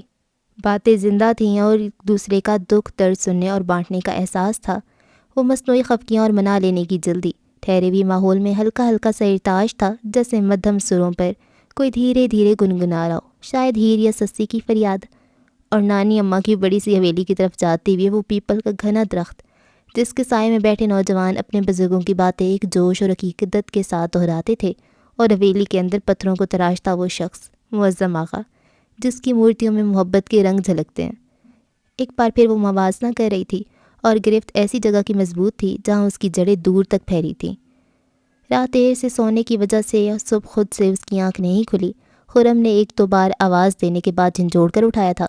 اس کا دل تو نہیں چاہ رہا تھا اٹھنے کو، لیکن مجبوراً اٹھ گئی۔ روزانہ اس وقت خاصی افراتفری ہوتی تھی، دونوں اپنی تیاری کے ساتھ ساتھ ناشتہ بھی بناتے اور بڑی عجلت میں کھا کر نکلتے تھے۔ کیا بات ہے، تمہاری طبیعت تو ٹھیک ہے؟ وہ اسے سست دیکھ کر پوچھنے لگا۔ ہاں، پھر کیا آج کام پر جانے کا ارادہ نہیں ہے؟ جاؤں گی، وہ بدلی سے کہہ کر لباس تبدیل کرنے چلی گئی۔ واپس آئی تو وہ ناشتہ کرنے میں مصروف تھا، وہ بھی اس کے ساتھ شامل ہو گئی، اور جب دونوں گھر سے نکلنے لگے تو اس کا دل چاہا وہ وہیں دروازے میں رک کر اسے خداحافظ کہے اور دور تک اسے جاتے ہوئے دیکھتی رہے، اور پھر جب وہ نظروں سے اوجھل ہو جائے تو دروازہ بند کرتے ہی اس کی واپسی کا انتظار شروع کر دے۔ چلو نا، وہ اسے رکتے دیکھ کر کہنے لگا۔ ہاں، وہ چونکی اور اس کے ساتھ باہر نکل آئی۔ کام کا آغاز اس نے معمول کے مطابق ہی کیا تھا۔ اسٹور میں داخل ہونے والی پہلی خاتون مسز رابرٹ، جنہیں دیکھ کر وہ اپنے مخصوص انداز میں مسکرائی اور ان کے ہاتھ سے پرچی لے کر مطلوبہ چیزیں ریک میں سے نکال کر کاؤنٹر پر رکھنے لگی۔ اس دوران 2-3 کسٹمر اسٹور میں آ گئے تھے۔ وہ مسز رابرٹ سے فارغ ہو کر ان کی طرف متوجہ ہوئی تو ایک نے بے تکلفی سے کہا، ہیلو سویٹی۔ یہ کوئی نئی بات نہیں تھی، روزانہ کتنی بار اسے ایسی صورتحال کا سامنا ہوتا تھا اور اس نے کبھی مائنڈ بھی نہیں کیا تھا۔ جواباً اسی خوش دلی سے ہیلو کہا کرتی تھی، لیکن اس وقت جانے کیوں اس کے اعصاب تن گئے۔ ناگواری کی ایک لہر پورے بدن میں سرایت کرتی ہوئی آنکھوں میں آ ٹھہری۔ What happen? وہ اسی لہجے میں پوچھنے لگا۔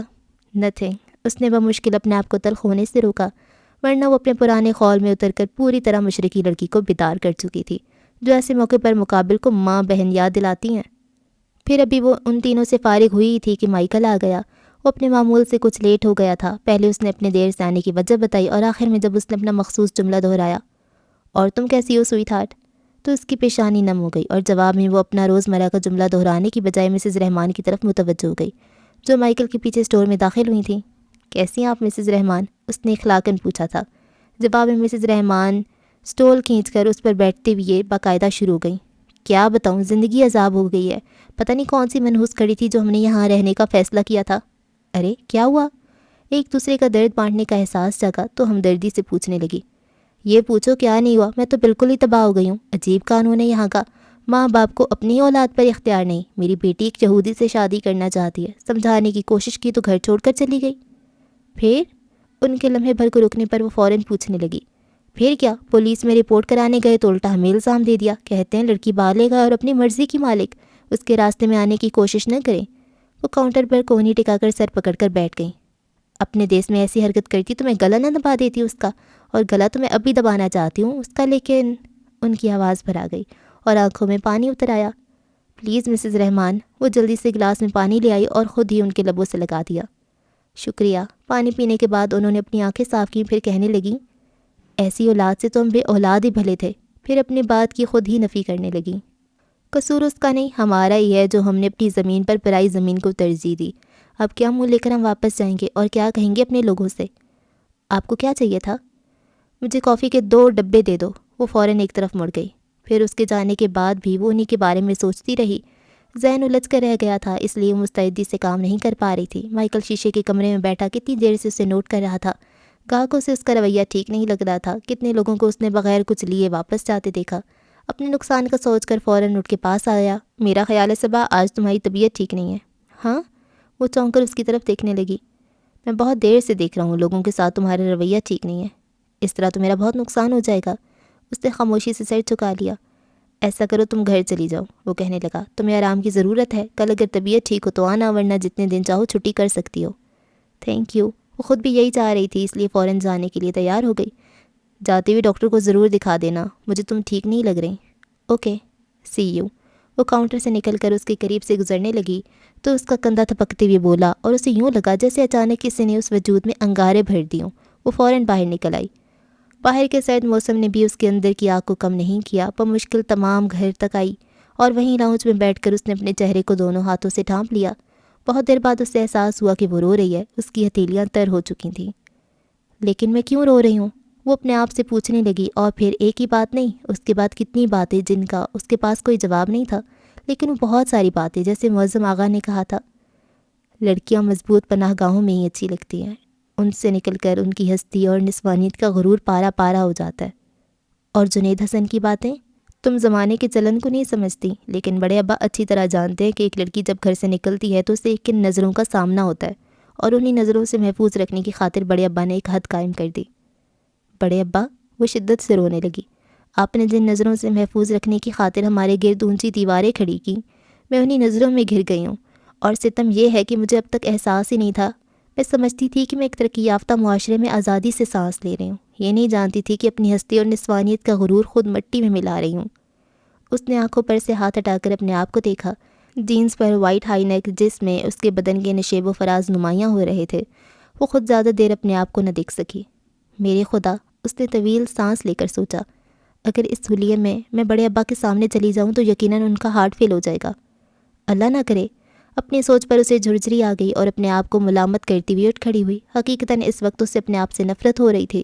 کمرے میں آ کر اس نے وارڈروب کھولی اور ہینگر پہ لٹکا شلوار سوٹ اتار لیا۔ جیسے ہی پلٹی، ڈریسنگ ٹیبل کے بڑے سے آئینے میں اپنے آپ پر نظر پڑی۔ یہ میں ہوں۔ حقیقت کی آنکھ کھلی تو اپنا آپ اجنبی لگا۔ جلدی سے لباس تبدیل کر کے واپس آئی تو پھر اپنے مقابل خود کھڑی ہو گئی، اور ابھی وہ اپنا محاسبہ کرنا ہی چاہتی تھی کہ کال بیل کی آواز نے اس کی توجہ اپنی جانب کھینچ لی۔ خرم کے آنے کا وقت نہیں تھا، اس لیے وہ قیاس کرتی ہوئی دروازے تک آئی۔ باہر پوسٹ مین تھا جس نے اسے 2 لفافے ایک ساتھ دیے۔ اندر آ کر اس نے بے صبری سے دونوں لفافے ایک ساتھ کھول دیے۔ ایک میں ندا اور دانش کی شادی کا کارڈ تھا، دوسرے میں خط کے ساتھ چند تصویریں تھیں۔ وہ تصویریں دیکھنے کی بجائے خط پڑھنے لگی۔ سونیا نے خط نہ لکھنے کا شکوہ کیا تھا، کچھ خفگی بھی تھی اور پیار بھری ڈانٹ بھی۔ آخر میں لکھا تھا، میں ماں ہونے کا اعزاز حاصل کر چکی ہوں، جسے تم ترقی یافتہ ملک میں رہ کر بھی ابھی تک محروم ہو۔ گو کہ اس نے مذاق میں یہ بات لکھی تھی، لیکن اس کے دل پہ جا لگی۔ وہ سوچنے لگی، میری شادی اس سے کہیں پہلے ہوئی ہے اور میں ابھی تک اس نعمت سے محروم ہوں۔ ایک دم ہی سونے پن کا احساس ہونے لگا۔ خط رکھنے کے لیے میز پر ذرا سا جھکی تو نظر تصویروں پر پڑی۔ وہ فوراً اٹھا کر دیکھنے لگی۔ گول مٹول سا بچہ کہیں سونیا کی گود میں تھا اور کہیں عثمان کی گود میں، اور اسے دیکھتے ہوئے جو الوہی چمک ان دونوں کے چہروں پر تھی، وہ دنیا کی ہر شے کو مات دے رہی تھی۔ بہت مبارک ہو سونیا، تصویر میں اسے مخاطب کر کے اس نے خلوص سے کہا، اور پھر اسی وقت اسے خط لکھنے بیٹھ گئی۔ شام میں جب خرم آیا، اس وقت وہ ٹی وی پر کوئی پروگرام دیکھ رہی تھی۔ وہ یہی سمجھا کہ وہ بھی آئی ہوگی، لیکن اس کے چہرے اور انداز میں تھکن نہیں تھی، بلکہ بہت فریش نظر آ رہی تھی۔ چائے لاؤں؟ وہ ٹی وی پر سے نظریں ہٹا کر اس کی طرف متوجہ ہوئی۔ میں بنا لیتا ہوں۔ ارے نہیں، وہ فوراً اٹھ گئی اور کچھ دیر بعد ہی چائے لے آئی۔ تم کس وقت آئی ہو؟ وہ پوچھے بغیر نہ رہ سکا۔ میں آج دن میں ہی آ گئی تھی۔ خیریت؟ ہاں، کچھ طبیعت ٹھیک نہیں تھی، مائیکل نے کہا گھر چلی جاؤ اور میں آ گئی۔ لیکن مجھے تو تم روزانہ سے بہت بہتر نظر آ رہی ہو۔ ظاہر ہے دن میں آرام جو کر لیا۔ وہ ہنستی ہوئی اچھی لگ رہی تھی۔ رات میں جب وہ فراغت سے اس کے پاس بیٹھی تو دن میں جو کچھ سوچ چکی تھی وہ بڑی سہولت سے اس سے کہنے لگی۔ میرا خیال ہے آغا، ہمیں ماموں جی کی بات مانتے بھی واپسی کے بارے میں سوچنا چاہیے۔ کیا؟ وہ یوں اس کی طرف دیکھنے لگا جیسے وہ کوئی انہونی بات کہہ رہی ہو۔ اسی میں ہماری بہتری ہے۔ بائی دا وے ذرا اس بہتری پر روشنی تو ڈالو۔ جس انداز سے اس نے کہا، اس سے وہ سمجھ گئی کہ اس وقت وہ جو بھی بات کرے گی وہ نہ صرف مذاق اڑائے گا بلکہ رد بھی کرتا جائے گا، اور وہ اسے کبھی قائل نہیں کر سکے گی، اس لیے بڑی خوبصورتی سے موضوع بدل گئی۔ اس وقت تو بات آئی گئی ہو گئی، لیکن وہ کیونکہ واپسی کا تہیہ کر چکی تھی، بلکہ اب تو عالم یہ تھا کہ وہ ایک پل یہاں نہیں رکنا چاہتی تھی۔ اگر بس چلتا توڑ کر واپس چلی جاتی، لیکن اسے قائل کرنا اور واپسی کے لیے رضامند کرنا بھی ضروری تھا، اس لیے وقتاً فوقتاً اس موضوع کو چھیڑنے لگی۔ شروع میں اس نے مذاق میں ڈالا، اور جب اس نے دیکھا کہ وہ واقعی سنجیدہ ہے تو خود بھی سنجیدہ ہو گیا۔ صبا، اگر تم سب سے ملنے کے لیے جانا چاہتی ہو تو میں تمہیں نہیں روکوں گا، بلکہ اگر کہو گی تو تمہارے ساتھ بھی چلوں گا، لیکن جہاں تک مستقل رہنے کی بات ہے تو یہ میرے لیے ممکن نہیں ہے، اور یہ بات وہیں پر ہی میں نے تمہیں بتا دی تھی۔ قدر توقف کے بعد کہنے لگا، جہاں تک میں سمجھا تھا تم بھی اس رینگتی ہوئی زندگی کو پسند نہیں کرتی تھی، پھر اب اچانک تمہیں وہاں جانے کی کیا سوجی؟ میں سمجھتی ہوں آغا، یہ ہماری خوش قسمتی ہے کہ مجھے واپسی کا خیال جلدی آ گیا، ورنہ ہمارا انجام بھی مسز رحمان کی طرح ہوتا۔ سب کے ساتھ ایسا نہیں ہوتا صبا، اور پھر یہ تو تربیت پر منحصر ہے، ہو سکتا ہے مسز رحمان کی تربیت شروع ہی سے غلط رہی ہو۔ میں نہیں مانتی، کیونکہ کوئی ماں اپنی اولاد کے لیے غلط انداز سے نہیں سوچتی۔ یہاں میں سارا الزام اس معاشرے اور ماحول کو دوں گی۔ ٹھیک ہے، لیکن تمہاری کون سی اولاد ہے جس کے لیے تم ابھی سے پریشان ہو رہی ہو؟ ہے نہیں تو ہو جائے گی، اور اولاد سے پہلے میں سمجھتی ہوں مجھے اپنی اصلاح کی بھی ضرورت ہے۔ میری شخصیت پر اگر اس ماحول کا تھوڑا سا بھی رنگ ہے تو میں اسے اتار پھینکنا چاہتی ہوں۔ صبا، وہ کچھ دیر تک اس کی طرف دیکھتا رہا، پھر کہنے لگا، مجھے تو تم اسی رنگ میں اچھی لگتی ہو۔ اچھا؟ وہ ہنسی۔ لیکن اگر یاد کرو آغا، تو اول روز میری کسی مشرقی ادا پر تم نے مجھے مغربی لڑکیوں سے ممتاز کہا تھا۔ ہو سکتا ہے میں نے ایسا کچھ کہا ہو، لیکن وہ خاموش ہو کر جانے کیا سوچنے لگا تھا۔ کافی دیر بعد ہاتھ اٹھا کر فیصلہ کن انداز میں کہنے لگا، خواہ مخواہ بحث کر کے بدمزگی پیدا کرنے کا کیا فائدہ، کیونکہ یہ تو طے ہے کہ مجھے واپس نہیں جانا۔ ہاں، اگر تم جانا چاہو تو۔ آغا، اس نے ٹوک دیا، کیا مطلب ہے تمہارا؟ مطلب تو واضح ہے کہ میں یہاں رہنا چاہتا ہوں اور تم ایسا نہیں چاہتی۔ پھر یہ کہ یہاں سے ہمارے راستے الگ ہو جاتے ہیں۔ خرم آغا، وہ دکھ اور تعصب سے اسے دیکھنے لگی۔ کتنی آسانی سے تم نے یہ بات کہہ دی۔ تو پھر اپنی ضد چھوڑ دو۔ یہ میری ضد نہیں، لیکن اب تم نے اسے میری ضد بنا دی ہے۔ وہ اٹھ کھڑی ہوئی، پھر جاتے جاتے کہنے لگی، سنو، جتنی جلدی ہو سکے میری واپسی کا انتظام کر دو۔ اس نے پہلے بھویں اچکائیں، پھر ہونٹ بھینچتے ہوئے اس بات میں سر ہلانے لگا تھا۔ دونوں کے درمیان ایک سرد جنگ کا آغاز ہو گیا تھا۔ اگلے 3-4 دن تک وہ اسے کھینچی کھینچی رہی، کیونکہ وہ خود بھی مطمئن نہیں تھی۔ اول تو اسے یقین ہی نہیں آ رہا تھا کہ اس نے ایک ذرا سی بات پر راستہ الگ کرنے کی بات کی ہے، اور اگر یقین کرتی بھی تو سارا الزام اسی معاشرے پہ آتا تھا۔ اس نے سوچا، اپنے ہاں ہزارہ اختلافات کے باوجود ایسی بات کرنے سے پہلے بندہ 1000 بار سوچتا ہے، اور اس نے تو بنا سوچی فیصلہ سنا دیا تھا۔ اسے حقیقتاً بہت دکھ ہوا تھا، گویا اس کے نزدیک 2-2.5 سالہ ازدواجی زندگی کی کوئی اہمیت ہی نہیں تھی۔ اس وقت وہ کچن میں کھڑی یہی سب سوچ رہی تھی جب وہ اس کے پاس آ کر کہنے لگا، سنو، کیوں نہ ہم ایک درمیانی راستے اختیار کر لیں؟ وہ سوالیہ نظروں سے اس کی طرف دیکھنے لگی۔ تمہاری کزن کی شادی ہے، تم اس میں شرکت کے لیے چلی جاؤ، پھر وہاں سے حویلی چلی جانا۔ تم کہنا کیا چاہتے ہو؟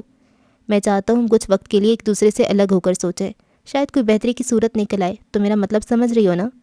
وہ اس کی آنکھوں میں دیکھتے ہوئے بولا، ہو سکتا ہے جہاں جانے کے لیے تم اتنی بیتاب ہو رہی ہو وہاں سے بہت جلد اکتا کر واپس میرے پاس آنے کا سوچو، یا پھر مجھے تمہاری یا اس زمین کی کشش تمہارے پاس کھینچ لائے۔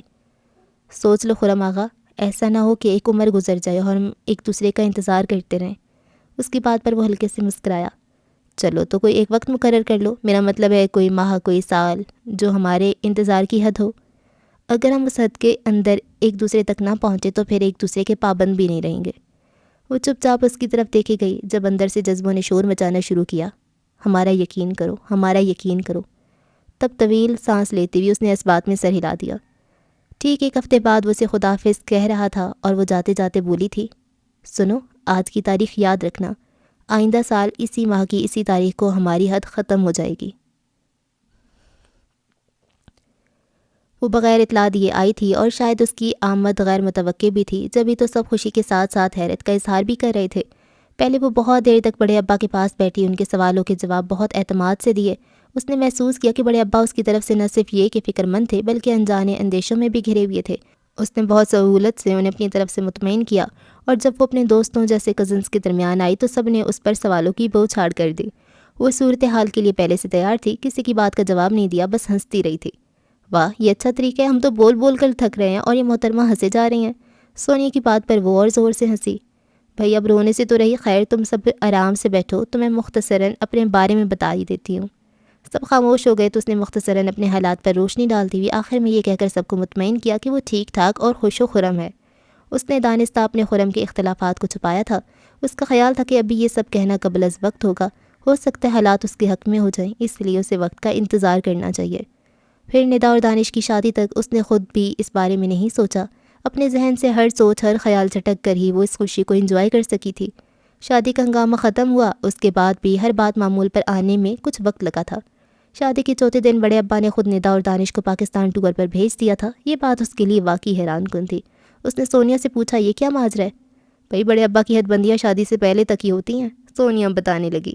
اور پتہ ہے صبا، جب سے میری شادی ہوئی ہے مجھے انہوں نے کسی بات پر نہیں ٹھوکا، اور مزے کی بات تو یہ ہے کہ اگر عثمان ناک مجھ پہ روب جمانے کی کوششیں کریں تو انہیں بھی ڈانٹ دیتے ہیں۔ اچھا؟ وہ کچھ دیر تک اس کی طرف دیکھتی رہی، پھر کہنے لگی، پتہ ہے سونیا، جب مجھے تمہاری شادی کا کارڈ ملا تو اس وقت مجھے تم پر بہت افسوس ہو رہا تھا۔ میں نے سوچا تھا کہ تمہاری آئندہ زندگی بھی ان دیواروں کے اندر گزر جائے گی۔ میں نے بھی یہی سوچا تھا، سونیا ہنسی۔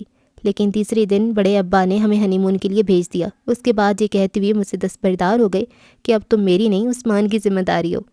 قدرے توقف کے بعد کہنے لگی، ویسے اگر دیکھا جائے صبا تو بڑے ابا نے جو ماحول ہمیں دیا وہی بہتر ہے۔ اب جب میں عثمان کے ساتھ باہر نکلتی ہوں تو مجھے احساس ہوتا ہے کہ خواہ مخواہ بڑے ابا سے نالا رہے، ورنہ جس طرح انہوں نے ہمیں ہر غلط بات اور ہر غلط نظر سے بچایا، یہ انہی کا کمال ہے۔ اور آج جب میں اپنی گزشتہ زندگی کو بے داغ اور گندگی سے پاک دیکھتی ہوں تو مجھے اپنے آپ پر فخر ہونے لگتا ہے۔ تم ٹھیک کہتی ہو، وہ بولی تو اس کا لہجہ کھویا کھویا سا تھا۔ میں نے بھی باہر نکل کر جانا کہ جو عزت، وقار اور تحفظ ایک عورت کو گھر میں حاصل ہوتا ہے وہ باہر نہیں۔ ہم صرف مغرب کی تقلید میں آزادی نسواں کا نعرہ لگاتے ہیں، ورنہ اگر مجھ سے پوچھو تو وہاں کی عورت بہت بے مایا ہے۔ پھر توقف کے بعد کہنے لگی، اگر ہم مغرب کو دیکھنے کی بجائے اپنے مذہب کو صحیح طور پر سمجھنے کی کوشش کریں تو اس میں بڑی وسعت ہے۔ ایک وقار کے ساتھ آزادی تو ہمیں ہمارے مذہب نے بھی دی ہے، ہمیں باہر نکلنے کو منع نہیں کیا گیا، لیکن اس طرح کی نسوانیت پہ آنچ نہ آئے۔ لیکن ہماری یہاں بدقسمتی ہے کہ اکثریت مغرب سے متاثر ہے۔ وہ طویل سانس لے کر خاموش ہوئی تو سونیا کہنے لگی، بہرحال ہم خوش نصیب ہیں کہ بڑے ابا کے زیر سایہ پروان چڑھے۔ بالکل، یہ انہی کی تربیت کا اثر ہے کہ میں اتنی جلدی سے ماحول سے اکتا گئی ہوں۔ پھر وہ بڑی رازداری سے بات کہنے لگی، ایک بات بتاؤں سونیا، لیکن ابھی تم اسے کسی اور تک مت پہنچانا، عثمان تک بھی نہیں۔ سونیا نے اس کا ہاتھ دبا کر گویا وعدہ کیا تو اس نے اپنے اور خرم آغا کے اختلاف کے بارے میں ایمانداری سے بتا دیا۔ شاید اسے دل کی بات کہنے کے لیے کسی ساتھی کی ضرورت تھی۔ ساری بات سن کر سونیا نے اصرار کیا کہ اسے بڑے ابا کو بتا دینا چاہیے، لیکن وہ نہیں مانی۔ اس نے کہا وہ وقت کا انتظار کرے گی۔ پھر کچھ دن ہی گزرے تھے کہ ماموں جی اسے لینے آ گئے۔ انہیں شاید خرم آغا نے اس کی آمد کی اطلاع دی تھی۔ انہوں نے شکوہ کیا تو وہ کہنے لگی، بس ماموں جی اب میں آپ کے پاس ہی آنے والی تھی، اصل میں یہاں شادی کی وجہ سے اتنے دن رکنا پڑا۔ ٹھیک ہے تو اب فوراً تیاری کر لو۔ جی۔ اسی شام وہ ماموں جی کے ساتھ چلی گئی۔ نانی اماں اور مامی جی نے اس کی آمد پر بہت خوشی کا اظہار کیا۔ اب وہ مہمان نہیں تھی، یہی اس کا گھر تھا۔ اس نے اپنی مرضی سے اپنے لیے کمرہ منتخب کیا۔ مامی جی نے کہا بھی کہ وہ خرم کا کمرہ استعمال کر سکتی ہے، لیکن اس نے منع کر دیا۔ حویلی کے معمولات اب بھی ویسے ہی تھے، وہی خاموشی، وہی سناٹا، لیکن اسے برا نہیں لگا۔ اس نے سوچا اب نانی اماں اور مامی جی تو اس سناٹے کو توڑنے سے رہیں۔ ہاں اگر وہ اور خرم یہاں رہتے تو یقیناً اب تک اس میں تبدیلی آ چکی ہوتی۔ خرم کے ساتھ ساتھ وہ اپنے آپ کو بھی قصوروار ٹھہرانے لگی کہ والدین کتنے ارمانوں سے اولاد کی شادی کرتے ہیں تاکہ گھر میں خوشگوار سی ہلچل پیدا ہو جائے، اور وہ کتنی خود غرض تھی کہ خرم کو سمجھانے کی بجائے خود بھی اس کے ساتھ چلی گئی۔ پھر اسے معظم آغا کا خیال آیا، کتنی دیر سے آئی ہوئی تھی اور ان سے سامنا نہیں ہوا تھا، پتہ نہیں انہیں میرے آنے کی خبر ہے بھی کہ نہیں۔ وہ سوچتی ہوئی ان کے کمرے کی طرف چل پڑی۔ وہ کمرہ جہاں بیٹھ کر وہ پتھر تراشا کرتے تھے اب بھی ویسا ہی تھا، لیکن ان پتھروں کے درمیان معظم آغا موجود نہیں تھے۔ وہ اسٹور نما کمرے سے آگے بڑھے، کمرے تک آئی، لیکن وہ کہیں نہیں ملے۔ واپس اپنے کمرے میں آنے سے پہلے وہ مامی جی کے پاس رک گئی۔ معظم آغا اپنے کمرے میں نہیں ہے، کہاں گئے ہیں؟ وہ ان سے پوچھنے لگی۔ وہ تو پچھلے 3-4 دن سے اسلام آباد میں ہے۔ خیریت؟ وہی اپنے مجسموں کی نمائش کے سلسلے میں۔ ارے، اسے خوشگوار حیرت ہوئی، یہ تو بہت اچھی بات ہے۔ ہاں اس بہانے گھر سے نکلنے تو لگا، ورنہ تو کہیں جاتا ہی نہیں تھا۔ مامی جی بھی ان کی طرف سے کچھ مطمئن نظر آ رہی تھیں۔ پہلی بار نمائش کر رہے ہیں یا اس سے پہلے بھی؟ ایک بار لاہور میں کر چکا ہے۔ کاش مجھے پتہ ہوتا تو میں آتی بھی ان کے پاس سے ہو کر آتی، ماموں جی نے بھی نہیں بتایا۔ اسے باقی افسوس ہو رہا تھا۔ چلو پھر کبھی اس کے ساتھ چلی جانا۔ مامی جی نے مسکرا کر اس کا گال تھپکا، پھر اس کے ساتھ خرم کی باتیں کرنے لگی۔ وہ بار بار اس سے پوچھ رہی تھی کہ وہ آیا کیوں نہیں، یا پھر یہ کہ وہ کب آئے گا۔ کئی بار اس کا جی میں آیا کہ وہ انہیں بتا دے، وہ آنا ہی نہیں چاہتا، لیکن ہر بار اس نے اپنے آپ کو روکا۔ جانے کیوں اسے یقین تھا کہ اسے خود اس کی یا اس زمین کی کشش ضرور کھینچ لائے گی۔ پھر وہ یہ بات کہہ کر مامی جی کو پریشان نہیں کرنا چاہتی تھی۔ 2 روز بعد معظم آغا آئے۔ اس وقت وہ اپنی نگرانی میں مالی سے لون ٹھیک کروا رہی تھی۔ انہوں نے گیٹ سے داخل ہوتے ہی دیکھ لیا تھا، اس لیے سیدھا اس کے پاس چلے آئے۔ صبا؟ وہ ان کی طرف متوجہ نہیں تھی۔ انہوں نے قریب آ کر پکارا تو وہ چونک کر ان کی طرف دیکھنے لگی، اور کہیں تبدیلی بھی نہیں تھی تو ان میں کافی تبدیلی نظر آ رہی تھی۔ وہ گھنے بال جو ہمیشہ کشادہ پیشانی کو ڈسٹرب کیا کرتے تھے اس وقت سلیقے سے جمے تھے۔ آنکھوں میں سوچ کی پرچھائیاں بھی نہیں تھیں، بلکہ زندگی کو قریب سے دیکھنے کے رنگ واضح نظر آ رہے تھے۔ اس نے سلام کے ساتھ اپنی پیشانی کو بھی انگلیوں سے چھوا، اور انہوں نے جواب دینے کے ساتھ اپنا بھاری اور مضبوط ہاتھ اس کے سر پہ رکھ دیا۔ معظم بھائی؟ اس کی پلکیں نم ہو گئیں۔ ارے؟ انہوں نے پیار بھری سرزنش کے ساتھ اس کے کندھے پہ ہاتھ رکھ کر اپنے ساتھ لگا لیا۔ یہ کیا حماقت ہے؟ اتنے دنوں بعد آپ کو دیکھ کر اچھا لگا۔ اچھا؟ وہ ہنسے۔ یہ بتاؤ کب آئیں؟ 2 روز پہلے۔ خرم بھی آیا ہے؟ اس کے ساتھ اندر آتے ہوئے پوچھنے لگے۔ نہیں؟ کیوں؟ وہ بھی نہیں آئے گا۔ وہ گول مول سا جواب دے کر موضوع بدل گئی۔ یہ بتائیے آپ کی نمائش کیسی رہی؟ زبردست۔ مجھے یہاں کر معلوم ہوا، اگر پہلے سے پتہ ہوتا تو ضرور آتی، اور اگر مجھے معلوم ہوتا کہ تم آ رہی ہو تو میں تمہارا انتظار کرتا۔ خیر آئندہ صحیح، اب تو تم یہیں رہو گی نا؟ وہ برآمدے میں رکھی کرسیوں پر بیٹھتے ہوئے بولے۔ پتہ نہیں کیا مطلب، کیا ارادہ ہے خرم کا؟ خرم یہاں نہیں آنا چاہتا، وہ اٹھتے ہوئے بولی، اور میں وہاں نہیں جاؤں گی۔ صبا؟ وہ شاید وضاحت چاہتے تھے، لیکن وہ تیز قدموں سے اندر چلی آئی۔ اسے یہاں آئی ہوئے 2 مہینے ہو گئے تھے۔ اس دوران ایک بار بھی خرم نے فون نہیں کیا، جبکہ اسے بڑی شدت سے انتظار تھا۔ وہ جاننا چاہتی تھی کہ اس کے ارادے میں کچھ لچک پیدا ہوئی ہے یا نہیں، لیکن وہ تو جیسے اس کے ساتھ ساتھ باقی سب کو بھی بھلائے بیٹھا تھا، اور اس کی اسی بے نیازی نے اسے خاصا ڈسٹرب کر دیا تھا۔ شروع میں جو وہ یہ سوچ کر مطمئن تھی کہ وہ ضرور آئے گا، اب اس کا اطمینان رخصت ہوتا جا رہا تھا۔ وہ سوچتی اگر مقررہ حد گزرنے تک وہ نہ آیا تو وہ کیا کرے گی؟ اس کے لیے تو کہیں بھی جگہ نہ رہے گی، نہ یہاں، نہ بڑے ابا کے گھر۔ اس کا خیال تھا جب بڑے ابا کو اصل صورتحال معلوم ہوگی تو وہ اسے ہی خرم کے پاس جانے کے لیے کہیں گے، اور اب تو ضد کے ساتھ انا کا مسئلہ بھی آن پڑا تھا۔ کیا بات ہے، تم کچھ پریشان رہنے لگی ہو؟ اس وقت بھی وہ انہیں سوچوں میں گھری تھی جب معظم آغا اسے پوچھنے لگے۔ نہیں، اصل میں مجھے اس فراغت نے بور کر دیا، یہاں کرنے کو کچھ نہیں ہے اور میں کچھ کرنا چاہتی ہوں۔ مثلاً وہ سوچ میں پڑ گئی، پھر اچانک کسی خیال سے اس کی آنکھیں چمکنے لگیں۔ معظم بھائی، کیوں نہ یہاں ایک اسکول بنا لیں؟ آئیڈیا تو اچھا ہے، لیکن کیا؟ وہ فوراً بول پڑی۔ یہاں پڑھانے کو کوئی نہیں آئے گا۔ کیوں؟ یہاں سے لوگ شہروں کا رخ تو کرتے ہیں، لیکن شہروں سے لوگ یہاں آنا پسند نہیں کرتے۔ نہ ہے کوئی، میں خود پڑھا لوں گی، وہ ایک عزم سے بولی۔ سوچ لو، بڑا مشکل کام ہے۔ میرا خیال ہے میں مشکل پسند ہوں، وہ مسکراہٹ دبا کر بولی۔ کیسے؟ آپ کے بھائی خرم آغا کے ساتھ زندگی گزارنا آسان تو نہیں ہے؟ یہ کیوں نہیں کہتی کہ اس نے تمہیں زندہ رہنے کا ڈھنگ سکھا دیا ہے؟ وہ بھائی کی طرفداری کرنے لگے۔ کسی حد تک کریڈٹ اسے جاتا ہے، ورنہ میں خود۔ ہاں، تم کیا تھی میں اچھی طرح جانتا ہوں، انہوں نے مذاق اڑایا۔ کیا تھی میں؟ جانے دو بی بی، کچھ کہا تو رونے لگو گی۔ وہ ہنستے ہوئے اٹھ کھڑے ہوئے۔ جا کہاں رہے؟ پہلے میرے منصوبے پر تو غور کریں۔ تمہارا منصوبہ اچھا ہے، اس لیے اس پر غور کرنے میں وقت برباد نہیں کرنا چاہیے۔ بس تم اپنا سارا پروگرام ابو جی کو بتا دو، اگر انہوں نے پسند کیا تو فوراً کام شروع کروا دیں گے۔ واقعی؟ وہ کچھ دیر ان کی طرف دیکھتے رہنے کے بعد بولے۔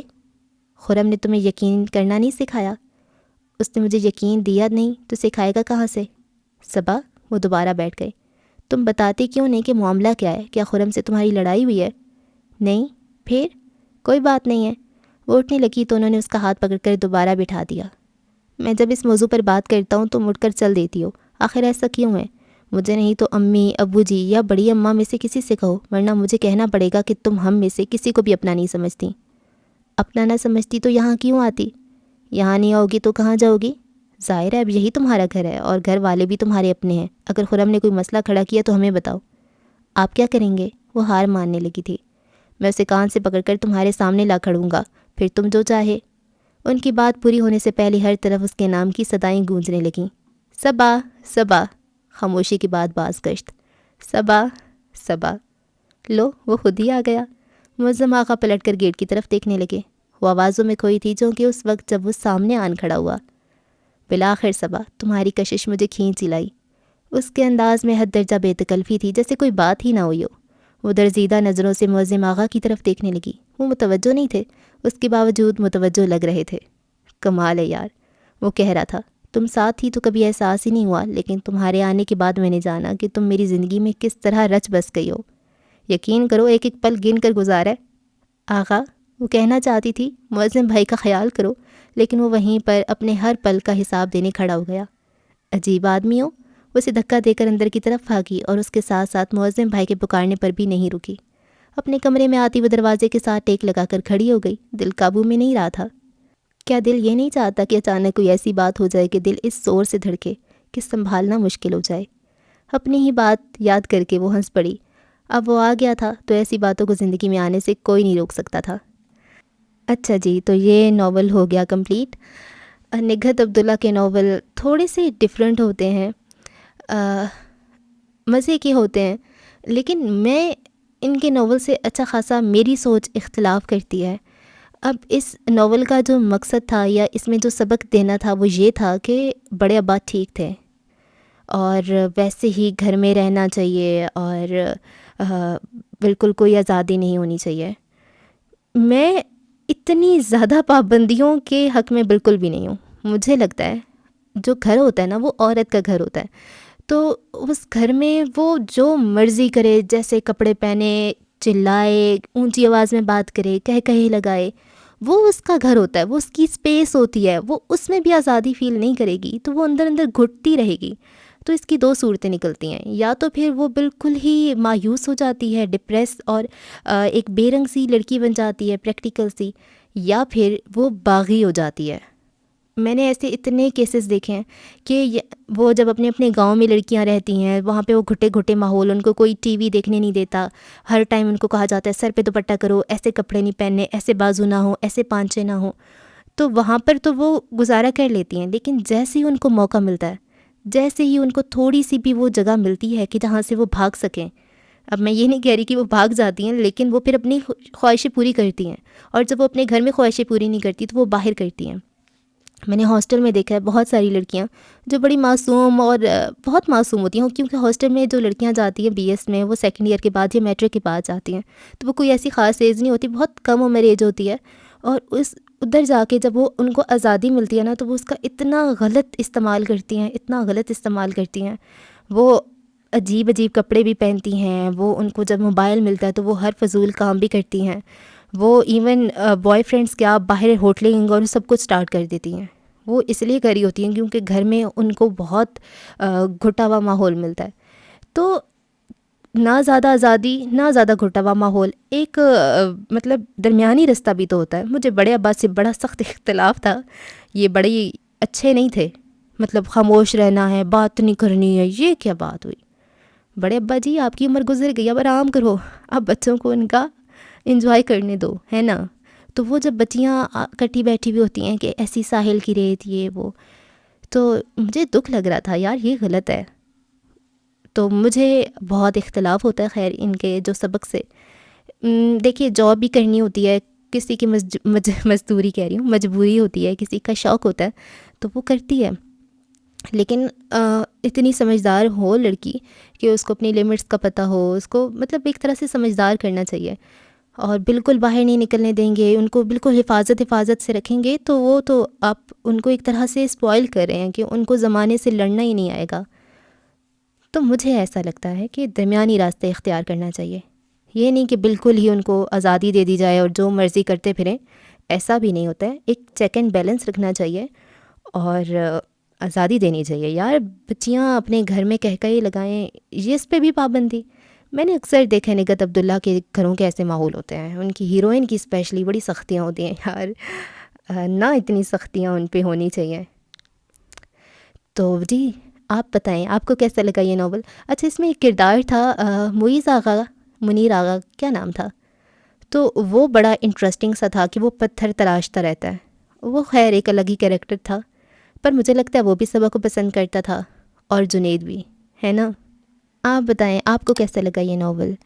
نگہت عبداللہ کے میں باقی بھی کافی سارے ناولز پڑھ چکی ہوں، اور ان کی پلے لسٹ آپ کو اسکرین پہ نظر آ رہی ہوگی، ان کو ضرور چیک آؤٹ کریں، اور آپ نے اگر ابھی تک چینل کو سبسکرائب نہیں کیا ہوا تو چینل کو سبسکرائب کر لیں۔